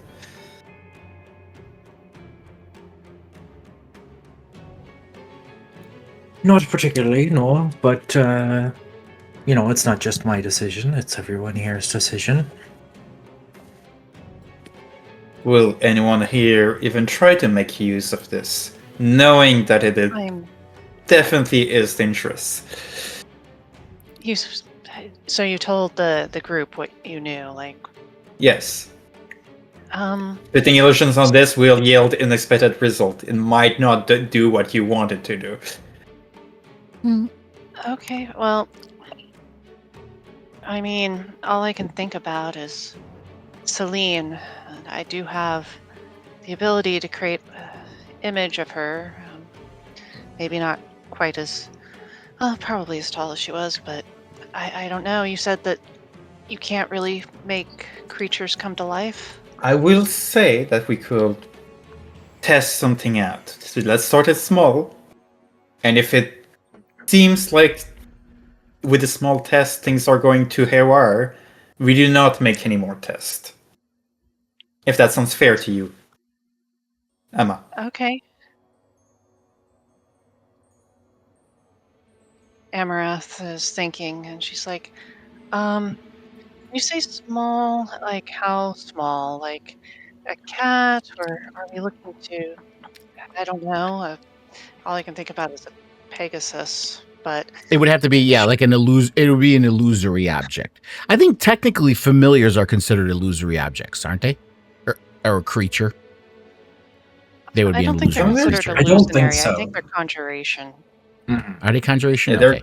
So yeah, it would have to yeah, be an they're conjuration, illusory yeah. object. Illusory object or illusory creature. Yeah, because what I'm Well, talking if you about want- is if you- this. If you want to let's do a not- creature, the creature that's most commonly used for experiments are rats. An illusory rat. Okay, well, I can do it. Cool, everyone out of the room. Let's Everyone go ahead out of the room. Move. I cannot. Yes, you can. There's people blocking me. You can still move through their space. Yeah, you can move through the space. You can't move through enemies, but you can move through allies. Here, you can be It's the- at it's- the door. It's not now, the Emma. space, it's the wall. Just use your arrow keys. Yeah. Warden, There you go. why? And Warden, since you were I in the shield other you. room too for a minute, you did find some notes on the ground. Okay. We'll pick as those up. well. Yeah, you can pick them up. I'll let you look at them after this. So Amaranth, you created a silent image of an object. Okay, what did you said Yeah. created? Did you create a rat then, or? All right, let's see.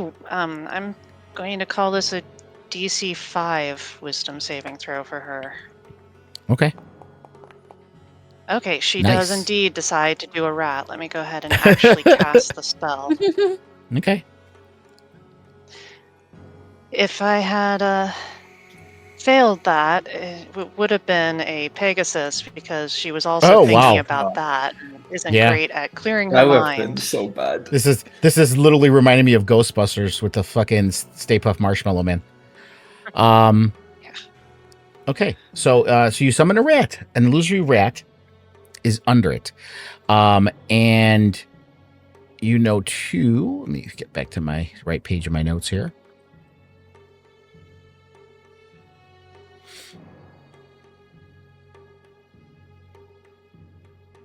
Okay, so you place it under the crystal disc, and you see the disc starts to give off a soft golden light.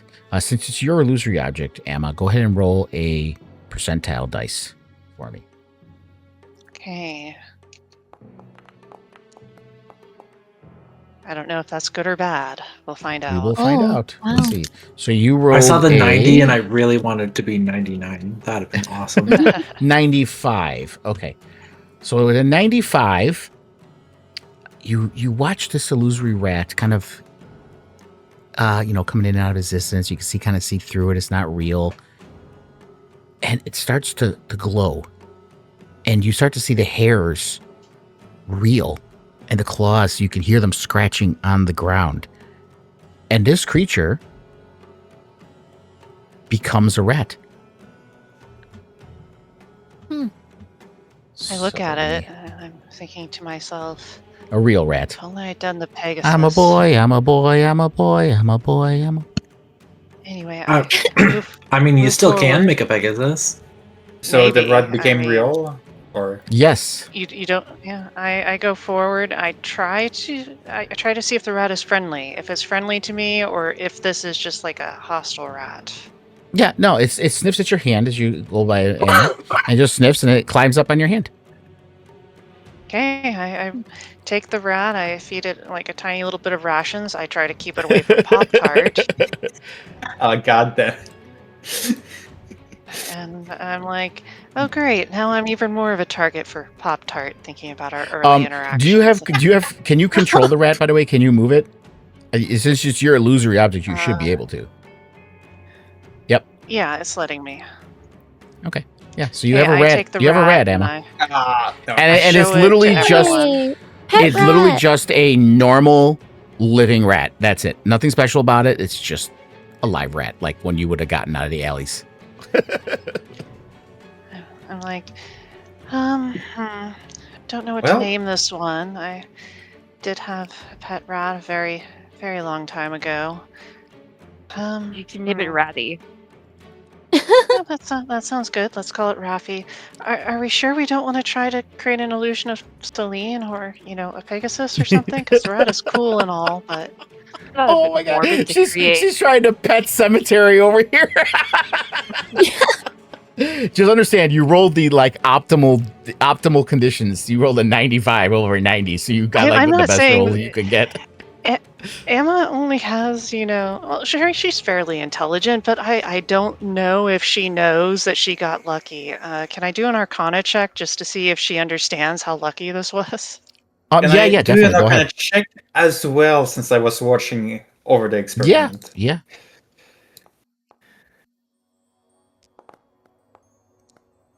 Oh no. Yeah, with a 15, yeah, you do realize you were incredibly lucky, based on purely on what Natasha told you about it being unstable. And Natasha, it just confirms everything you've known, that you kind of breathe a sigh of relief that this was the lucky outcome, the best outcome you could have got from this thing. As that's happening, though, you hear, and you see crackles around the disc, and you see it crack, and the light glow goes out, and it falls in pieces, as that's all it had in it. Oh.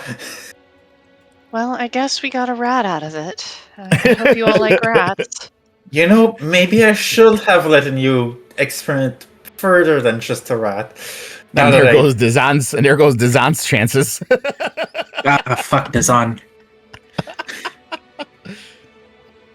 So yeah, Warden, you did find some notes on the ground. Yeah. And they don't look old. These look like recent things. Not something that was here from the temple, or from the city of the spire. Gonna read them. Okay. So yeah, you see it. It's like it seems to be like hurried writing. In the first page, kind of like someone doing stuff at the edges of a scrapbook or something, just writing things down. And it is not describing it. Okay, so I gotta copy it then. All right, let's copy it. And this is what it says in there. Mythalars, power sources, navigation protocols, must find archive council, Yithrin entry vectors, shield guardian pursuing, Mira's wards failing, Avarice's phase was wrong, deliberate ? Trap ? And with this, you see the other piece, which is it's not like scribbled on the edges of the thing, it's actual note that seems to be a companion with this. And you see the archives are on the lowest level, access from the western passage. Bypass the constructs by using the command phrase in Loros, Shadrath Korun. Speak it clearly when you enter. The Guardians will stand down. Good luck with your research. A. Which you guys realize that this was which you now know is the incorrect phrase Avarice gave them of Natasha's research team to try to safely pass through here.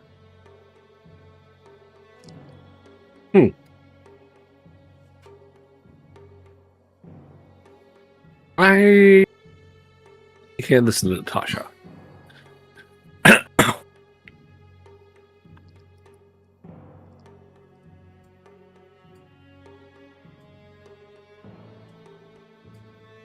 Natasha, Yes, Warden.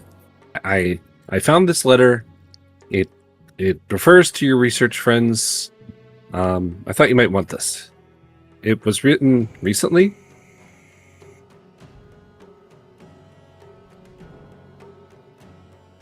Right, I was looking at my previous notes. Shadrat Koran. Where is my note about what? Is it the same? Yeah, that's the same phrase you saw in the earlier Okay, ones. this- And this just confirms that Avarice indeed gave this to them, and it obviously was not correct. And what you know about it, you need the amulet anyway to control the guardians. So Avarice set them up, if you will. Great. Natasha will remember that. Natasha will remember this. Well, again, wish I let you experiment further, Emma. Sorry about that. But he got a rat out of it. Yeah. Yay. Well, it's not the rat's fault that, I wanted to Pegasus instead. We'll try to be nice to Raffi here. I don't know how you will have gotten the Pegasus out of here. I'm purple. Should we be purple? Is purple good? Warden, did you throw a rope to go down there on your own? Yeah. We have a Okay. rope. Yeah, so you climb down, Warden. You're walking over a dead body. Oh, yeah. Is it Oh, concerning? God. Should I be purple? Purple's good, right? It's the lights that are in here. I'll Lord. explain it. Holy. Is everyone else going down as well? Yeah, I'm going down. Which one is Okay. this one? All right. So as you're going down, I'll move. you Thank kind you. of look Gonna around the room. tiptoe my way around. Oh, nice You see set. this nice this set. room is What the- roughly circular, perhaps Oh, 25 there's a feet body. across. The curved walls are lined with crystallized scrolls sealed behind a thin skin of ice. You can kind of see them there, just like behind the ice. Hey, well, this Dozens must be of the archive they documents. were talking about. Dozens of documents in Netherese magical stasis. In another time, this would have been a scholar's dream. In the center stands a council, waist high. I would argue it Colin. still is. Waist high, column of black stone covered in Netherese glyphs, topped with a crystalline interface still flickering weakly with dying blue light. Smaller crystals orbit around it slowly, pulsing in rhythm with the main crystal. On the floor, directly in front of the council, is a patch of scorched stone, blackened and cracked as if something burned intensely hot for a single moment and then was gone. Collapsed at the base of the council, one arm outstretched towards it as if reaching upwards in her final moments, is a half-elven woman.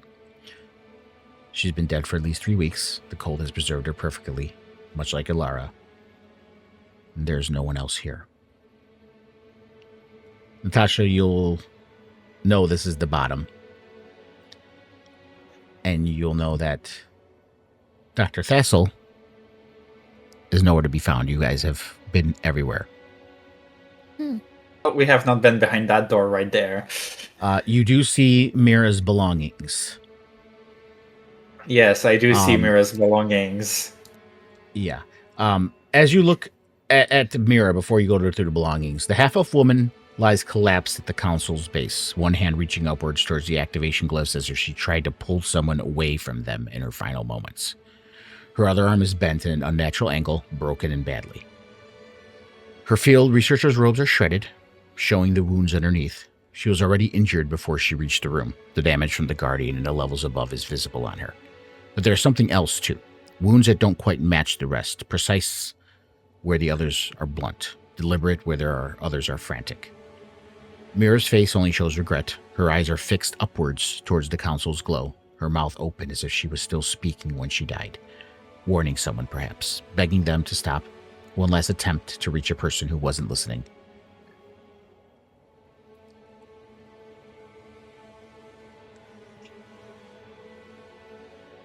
It's starting to what's the word I'm looking for?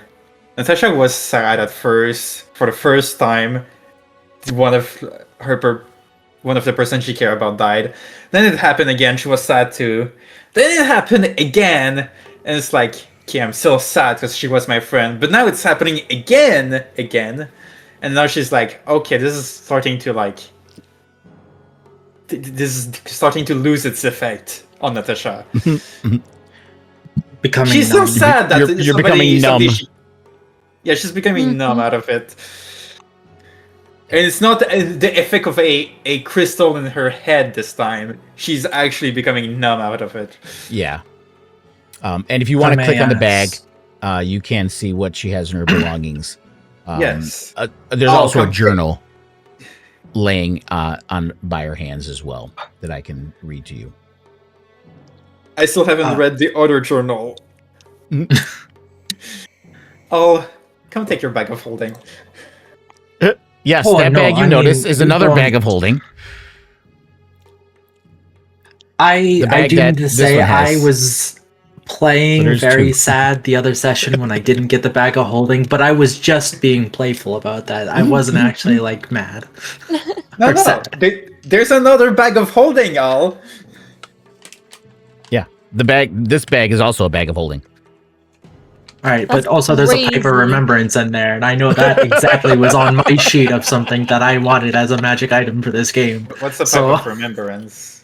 It's just a funny pipe that you can make smoke images with. I'm gonna take the ink. I'm gonna leave the rest of the items. I think the bag of holding and the pipe is yours all, and that diamond dust I think needs to be held by our cleric.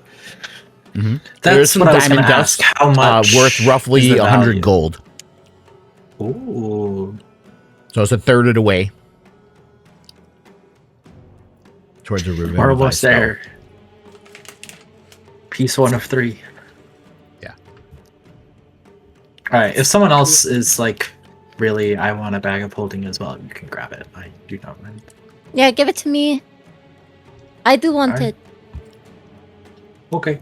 But Wait, all does is Al weak. want it though? The only reason Serafine would Al want it has because all weak the arms. random junk she Yes, I do want it, but I'm not gonna like grab out in front of me like it's mine, it's mine. No, if someone else wants it, you can have it. Look at this little boy. Look at its noodle arms. Wow, He needs this it, little boy. Serafine. This little boy with his little Wow. arms.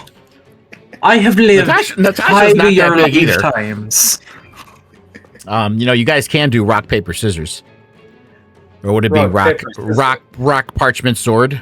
Rock, parchment, Okay, dagger? I'm at a crossroads. I'm at a genuine crossroads because I, as a player, fully want you to go ahead and take the bag, but I know Seraphine would want it, and she would fight for it because she wants to take it to find stuff. But I mean, if you can make a good argument, I don't mind you playing rock, paper, scissors for it. And if you want, Yeah, we could let's do do the it. funniest thing in the fucking world right now. what? Let's just say I throw a real mean rock. Oh my god! Assault. Okay. What? No. What do you mean? Oh wait, I'm confused. Never Is mind. Seraphine confused I'm or is making Bree a confused? reference. Yes. Don't worry about it. I'm making a reference. We can actually play rock, paper, scissors. Okay. Or we could also play rollies, which might be easier to do on Rollies this. is probably yeah. Say we're What's a playing rock, paper, rollie? scissors. Alright, I D20? got my d20. Yep. Just a roll off, yeah. Let's go. Oh god, a 6. Why does it hit? Oh, Oh! It's yours. You got it. That is 20, I can't deny the nat 20. that is wild. I will take that bag. I feel Take bad it. about it as a player. Why do No, I I picture the take it. nat Like, 20? why Why in my mind, I picture the nat 20 as you guys are playing rock, paper, scissors, and you do 1, 2, and on a third one, Seraphine just grabs the bag. I just Doesn't even- grab it. and start doesn't even spinning do the around third, doesn't even throw out. Like guess a you win. distraction. Rock, paper, it just takes the bag. No. One of the funniest things I've ever seen though was in a live action game that was being recorded. 2 players played rock, paper, scissors and threw rock every single time without talking about it beforehand. For like 5 minutes, they just stood there No. throwing rock every single time. It was Staring each other in incredible. the eyes, just keep Yep. seeing rock. That's crazy. So Natasha, did you want to read the journal? Just added to the list of now 2 journals I have to read. Okay, I mean, whenever you want it, I'll give it to you. Just let me know. Whenever she. No, wants to just give me both. Wait, what's the other journal I needed to read? No, it was. You read, you read the letter Ilara gave you, but I don't think you didn't read her journal. Yeah, I need Elara's letter, and then I need this person's journal. Yeah. I need both. I need Elara's journal. I mean. Yeah. I'll put those at the end of the session. I'll put those unless you want to read them now. I'll put those in your handouts. In your player arc notes. Important. Maybe before we open this door, I would need to go through both journals to see if there is any information in them that could help us before we open those doors. Okay. We'll do that. We'll do that then. Okay. So, let me see here.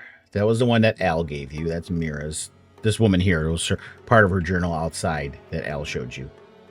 This is Ilara's. So let's put this one in first.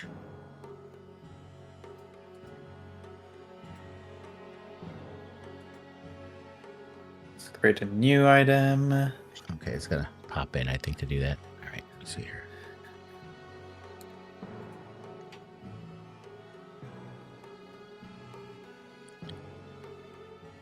Okay. Boop, boop, boop, boop, boop.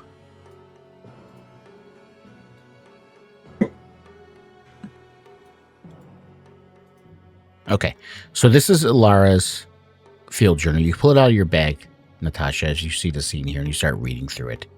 And it goes through a few days of what they've been doing. It says day 68. Tarn left 3 days ago. Tarn remembers the body you guys found with the black swords at the in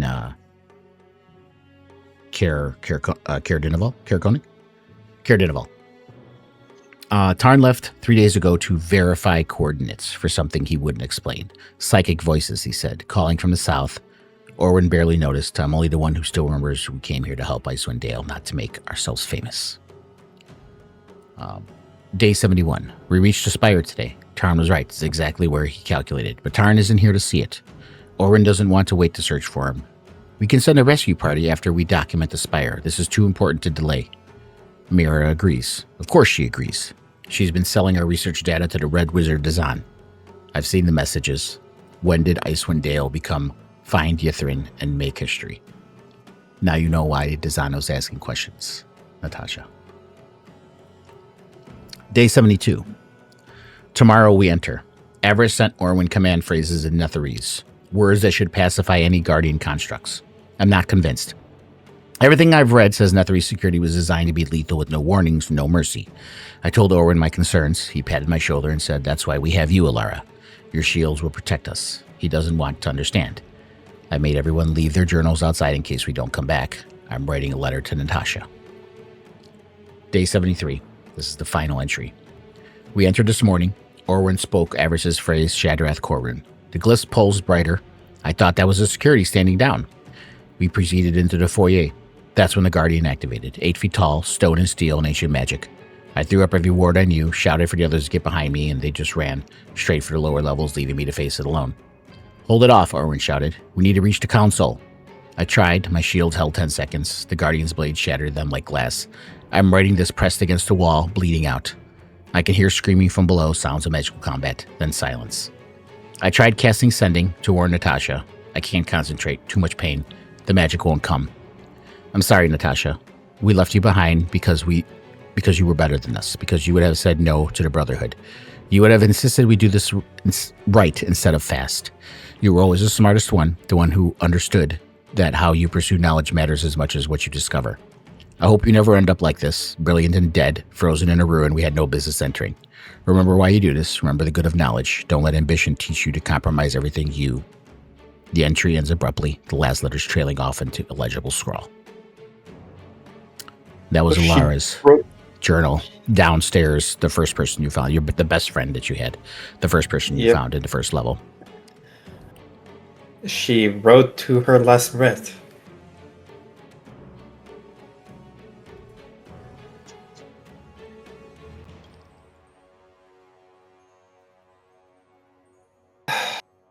Jeez. Well, let's not stop here. And Natasha's gonna bring the other journal open and read it. Okay. Give me 1 second. Let me pull this one up here.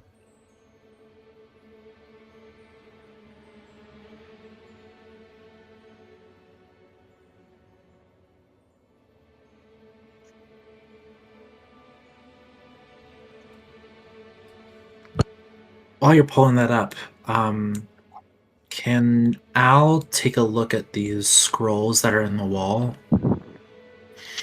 and determine if it's like, you said that there was like a thin layer of ice surrounding it, or something was keeping it in? There is ice holding them in there. Okay, so not part of the tower that's protecting these scrolls, but just straight up, it's been frozen over with time. Oh, well, yes. They were there like on display, and being here in the ice, they've become frozen. I will say this without even needing a roll, considering these were parchment and being inside of ice, thawing it will most likely, those parchments will be destroyed once it starts thawing and getting wet.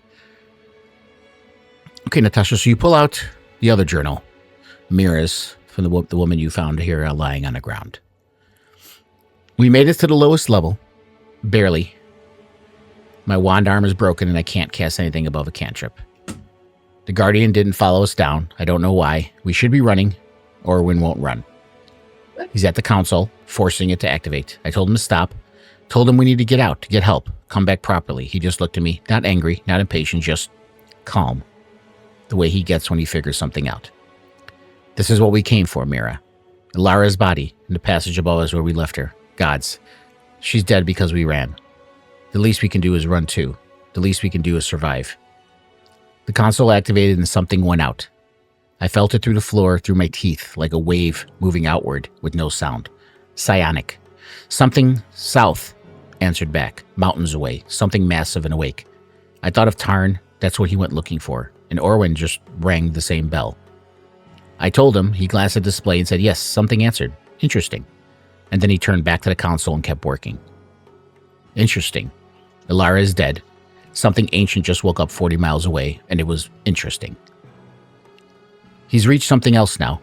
Different layer of the console. Deeper, older.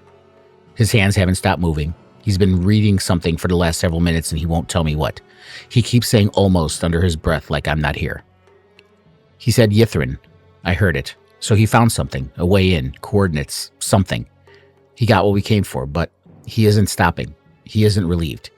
He's still working, and I don't understand what he's looking for now, and the way he's looking at the display, like whatever it's showing him is a door he's already decided to walk through. That's what frightens me. Not the Guardian, not the thing that woke us up in the south. Him. Tell Natasha I'm sorry. She was right about all of it. Every single. The entry stops. The last word smeared. That the journal was closed before the ink dried. And I hate to do this to you, but as you read to that, Natasha, you look towards the console, and there's stuff sitting on top of it. There's more. There's another journal from the pages that Al gave you. It looked like the pages that the stuff that was scribbled on was ripped out of this journal. So you're pretty sure this is Thassel's field journal. You also see a spell scroll sitting up there. It's a spell scroll sending, unrolled and set aside, never used. Most likely not because he ran out of time, but because he chose not to send it for whatever reason. And there's only one page of Thassel's journal that's legible. Do you want to read that? Yes, and I'd like to have this sending scroll in my inventory, please. Yeah, you can. You can grab that out of the compendium if you want. Right. So the page you see here says Day 72. Tomorrow we enter. Avarice's command phrase in hand. Mira has prepared layered word sequences. Ilara is still arguing we should wait. Bring additional support. Go back to Bryn Shander. She's not wrong. She's never wrong about caution. But if we wait, the Brotherhood finds us first. And then whatever is inside belongs to them, not us. We are so close to something that could change everything. Not just the research. Everything. The spire is a fragment of Yithrin, and Yithrin contains the answer to Oriel's curse. I'm certain of it. Oriel's power has a source, a mechanism. It can be understood. It can't be stopped. All of it's down there, preserved under the ice, waiting for someone with the nerve to reach it. Natasha would say the price is too high. She always says the price is too high. She's brilliant, more brilliant than any of us. That is exactly why we cannot bring her. She would see every risk clearly. She would be right, and we would never go in. So we go in without her. And when we came back with proof, with coordinates, with data, with keys to Yithrin, she will understand. She will be angry, then she'll be glad. The next pages have been torn out, ragged edges are clean, removed deliberately, not destroyed. Still not over, Natasha. As you're reading all of this, your forehead starts pulsing again. That damn crystal's gone, but you can feel it, like this residual energy. That when you have emotional memories, emotional things happening, you start to see fragments of them. And you start seeing these visions again. You realize that this what you're reading, this was your mentor, the man who recruited you, who praised your careful analysis, who said you had a gift for seeing patterns others missed. The man who left you behind because he thought he was protecting you and himself from your judgment. And the psionic residue of this room, amplified by your history with Sarthun's hive mind, resurfaces in fragments. You see a flash. Thassel and Mira running through the upper floors, Guardian's heavy footsteps behind them, Mira screaming about her shields failing, Alara's name in Thassel's voice, not calling for her, just acknowledging she was gone, already moving on. Another flash, Thassel the council, forcing it, the pulse going out. You feel, even as memory, the shape of it unmistakable. You felt this from the other side, and you know what answered. That first pulse he got when he said interesting was apparently the beacon of Sarthun's Nautiloid ship. But that's not what he was here for. Another flash. Tassel's glancing at the display, nodding once, turning back. His hands don't stop moving. Whatever answered from the south, he's already decided it isn't what he's here for. He's already looking for something else. And the last flash, his face as he finds it. Not the beacon, not the south. Something deeper in the council, older, further away. His expression is one that you remember from late nights in research station when he cracked a problem no one else could see. The look of a man who's found exactly what he was looking for. Mira is speaking behind him. He isn't listening. And then with a jolt that gives you a splitting headache for a moment, the visions end and cut out. Then you kind of stagger for a minute.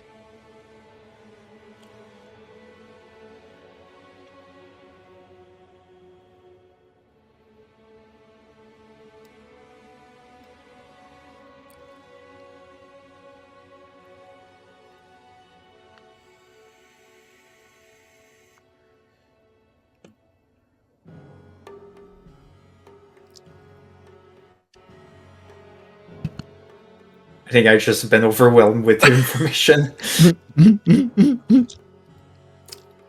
Well, while you process that, does someone want to see what this glowing blue light is?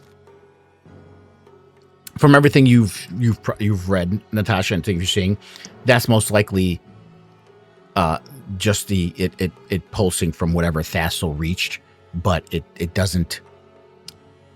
The connection that he reached is severed. It's just the council showing that it was active. Oh, so there's no more extra information we get about it. No, not from the council.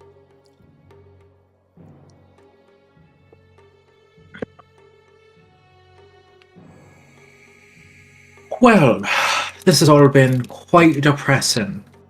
What do you say we finish clearing out this room, and then get out of here and make ourselves a nice dinner for tonight? Oh, there's another door. Oh, it's yes, locked. that's what I meant by clearing out the. Yeah. Oh, As you go up to this door, Warden, It is locked. you see set into the eastern walls a door of pale stone. Its surface carved with interlocking celestial sigils, constellations, astral pathways.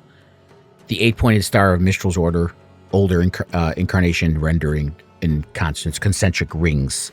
The seam where it meets the walls are actually seamless. There's no visible handle, hinge, or lock. It does not look forced. It does not look damaged. It simply has not opened.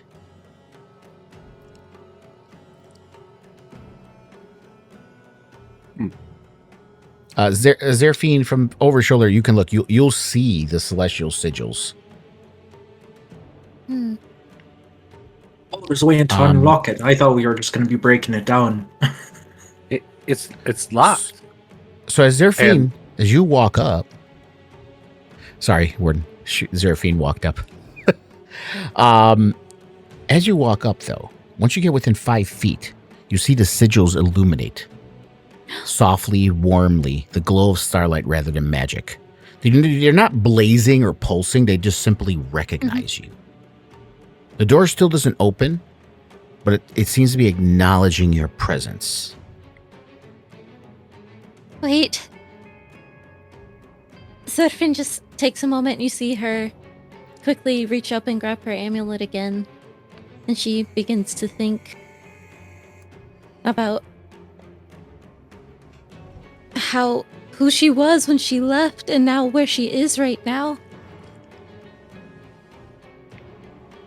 It's something I've been searching for. I didn't think this would be possible. Zerfin, you should try and open it. I feel like it's I've glowing got for to you. try to open it. You walked up and Go it to started reach- glowing. It's locked for Try to- me. I try to open the door. No, I ram it. No, I try to open the door. What do you do?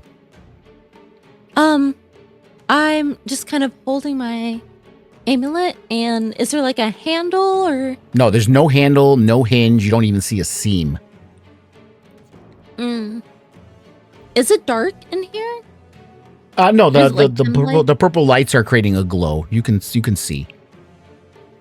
I see. Oh, before I do that, let me do this. I always forget to do this. I never actually remember to do this.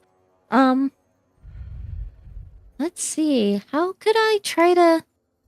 Well, you said Open you it. try to open it. Yeah. What is her first instinct? What does Zerfine try to do when she's looking at this? I just tried to reach out to touch the door. Okay. You reach out and you put your hand on the door.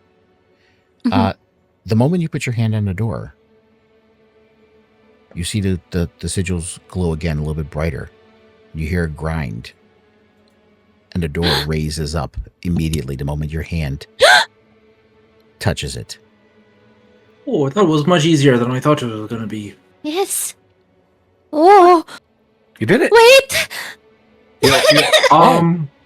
Also, I would say be quite careful before you walk in. And as you Everyone look get through the back. doorway, beyond the door is a room of a different character entirely. Not the silence of death, but the silence of waiting. The curved walls are plain stone, uncarved, unadorned. The ceiling is partially collapsed, and through a gap above, almost going up through all the floors, you can, at the right angle, see a sliver of the sky. Through it, faintly, actual stars start to peek through Orl's eternal twilight, as if the curse thins here, just slightly, just for a moment, for this room is alone. In the center stands a waist-high obsidian pedestal. Atop it, secured with a small crystalline case, rests an ivory figurine of a polar bear, no larger than a human fist.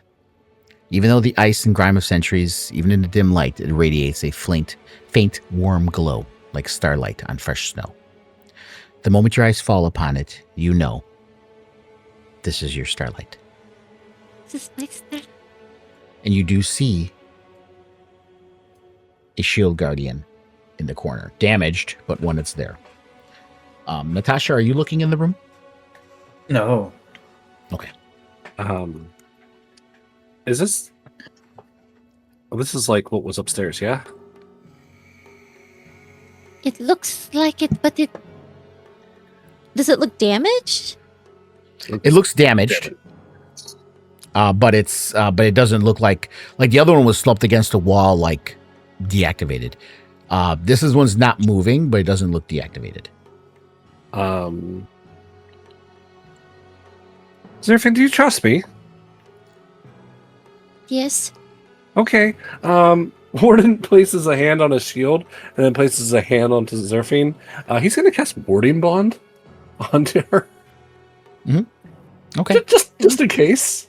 I'm going to Warding transfer Bond. anything that happens to you to me. A lot of it. Okay. Okay. Just in case you go up there and you get hurt. I'm gonna try and shield you. Warden, as you I walk don't- in and get closer to the pedestal, you see the shield guardian stand up, and its head swivels towards you, Perhaps you should come in here instead. analyzing, Oh. analyzing. Query: state your purpose. I think think you should now talk to Natasha it. will look over. And then Zerfine, you Natasha, walked I in. think you might have a.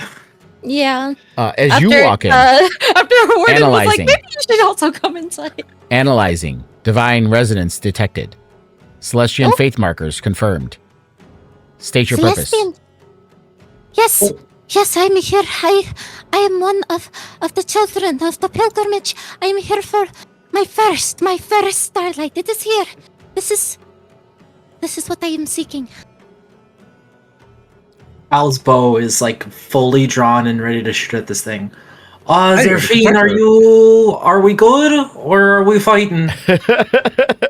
I heard Natasha say something. Natasha, did you say you were doing something? I will now look over at what the fuck is happening. Natasha will now look whatever is happening Yeah. inside that room. You look over, you see the guardian, and you Yep. see the markers on its arm, and it matches the amulet you are attuned to.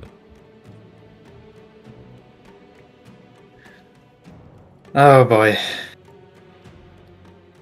Warden will finally answer and say, I am her friend, and I am here to protect her. That is my purpose.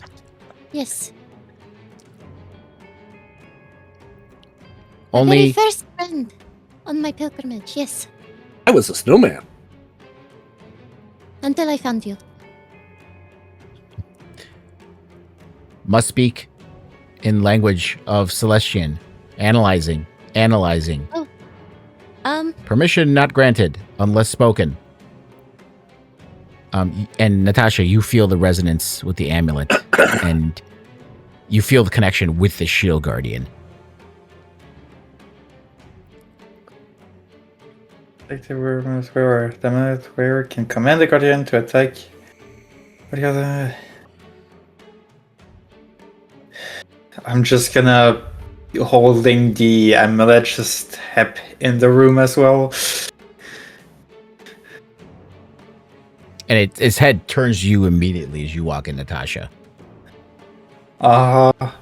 Analyzing. Control amulet.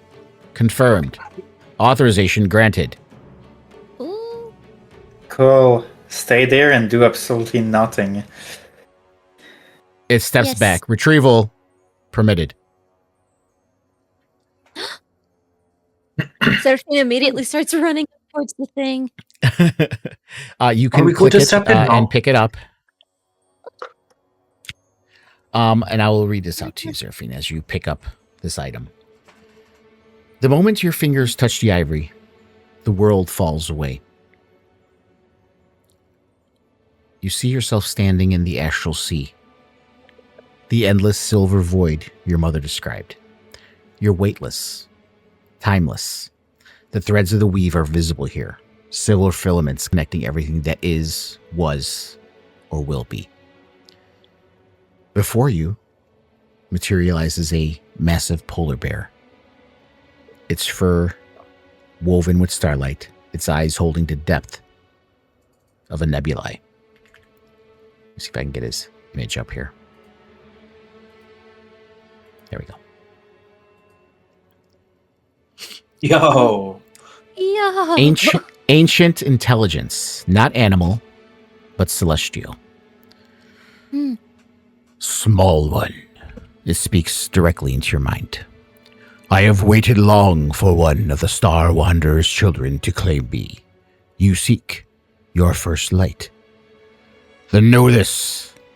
I am Yorick, guardian of the threshold between.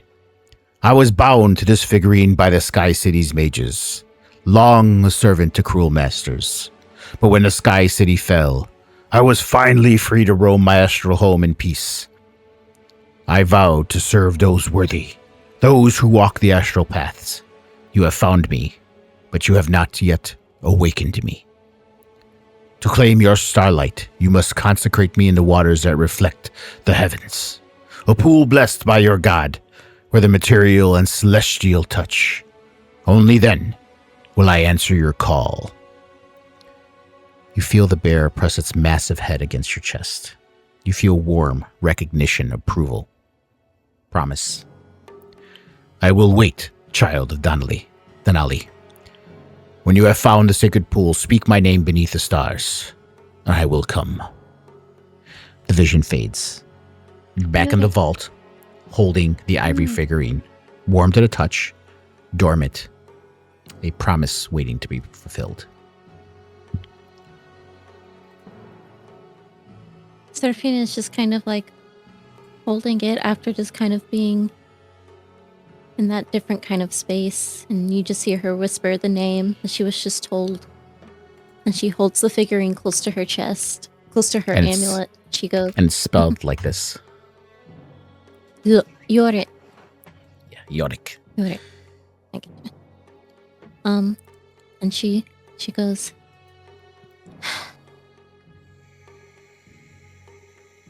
this is the first step. I am so close. Thank you. Thank you all. I would not have gotten here without all of you. Everything has led to this. There is a great warrior in this figurine.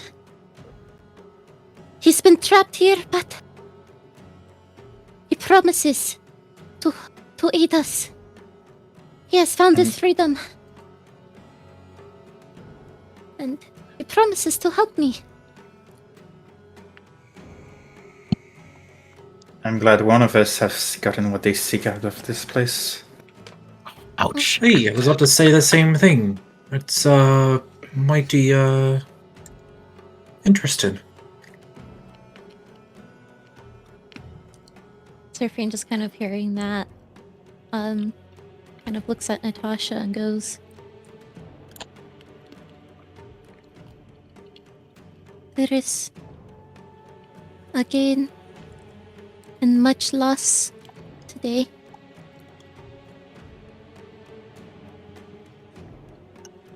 But we still have hope, yes? And I'm looking at them to see. Oh, all my previous friends are confirmed to be dead. Now, so Castle's you're still all missing. that's left. Oh, I don't care about his ass anymore. Just saying. Bottom of the roster. Yeah, all my friends are dead. He's dead too. No! Just Castle not may as well be he was- a mini he was boss your later in the campaign. He was your mentor in the research team. doesn't matter anymore. He's dead to Natasha. He's dead to me. Hope is cruel.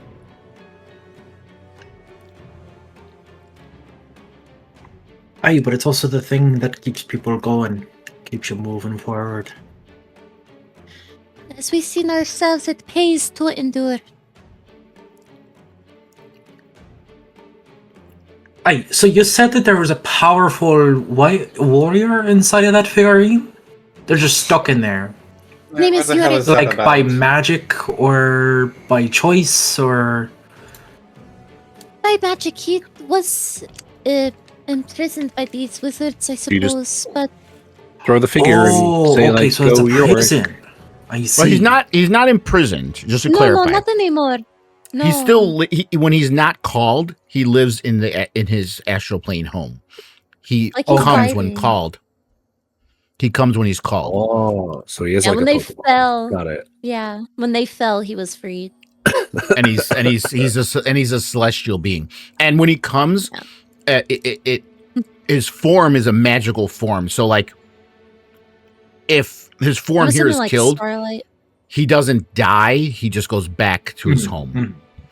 You'll Like, get more sort of like an information on animal how companion. you'll get more information on how the mechanics of it works, Zerfine, once you are able to activate it. Do the ceremony. Right. And would it be ceremony? I would have to cast at the thing, right? Yep.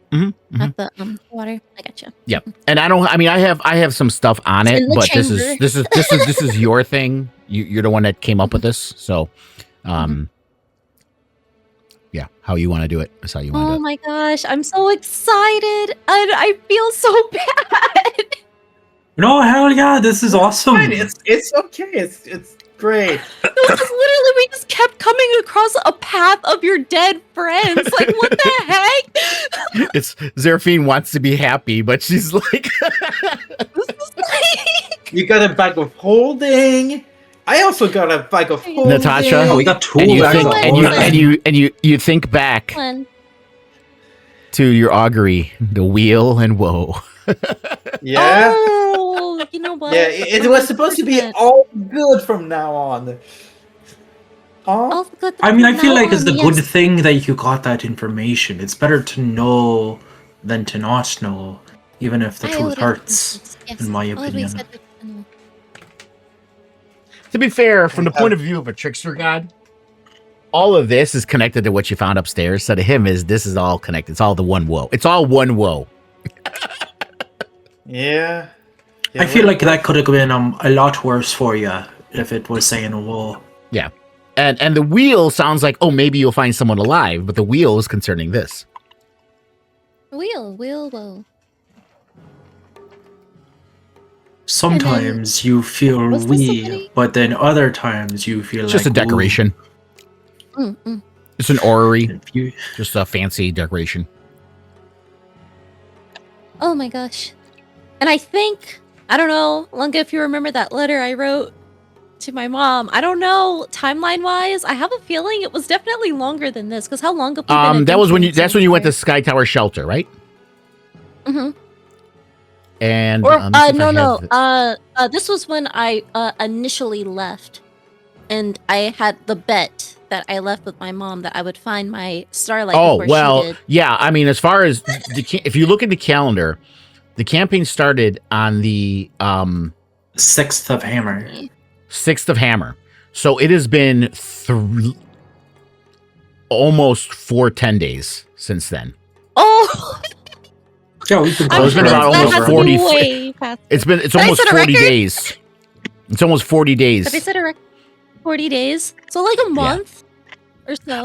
Yeah, That's not- I should have. I mean, that's there should have been something that came. But you guys haven't been in the same place long enough to get like. It could be somewhere in 10 towns. You just haven't gone to the right place yet to get your letter. And I Yeah. also Because got it's a not, rat it's not pet. Amazon. It's not going to deliver it to your door. It's going to be It's left probably somewhere. in Brinchander. That's the biggest town in the 10 towns. And where you As far as- started was in Bryn Shander. Mhm. Yeah. As far as Seraphine is aware, as she's just gonna believe that Right. she's ahead.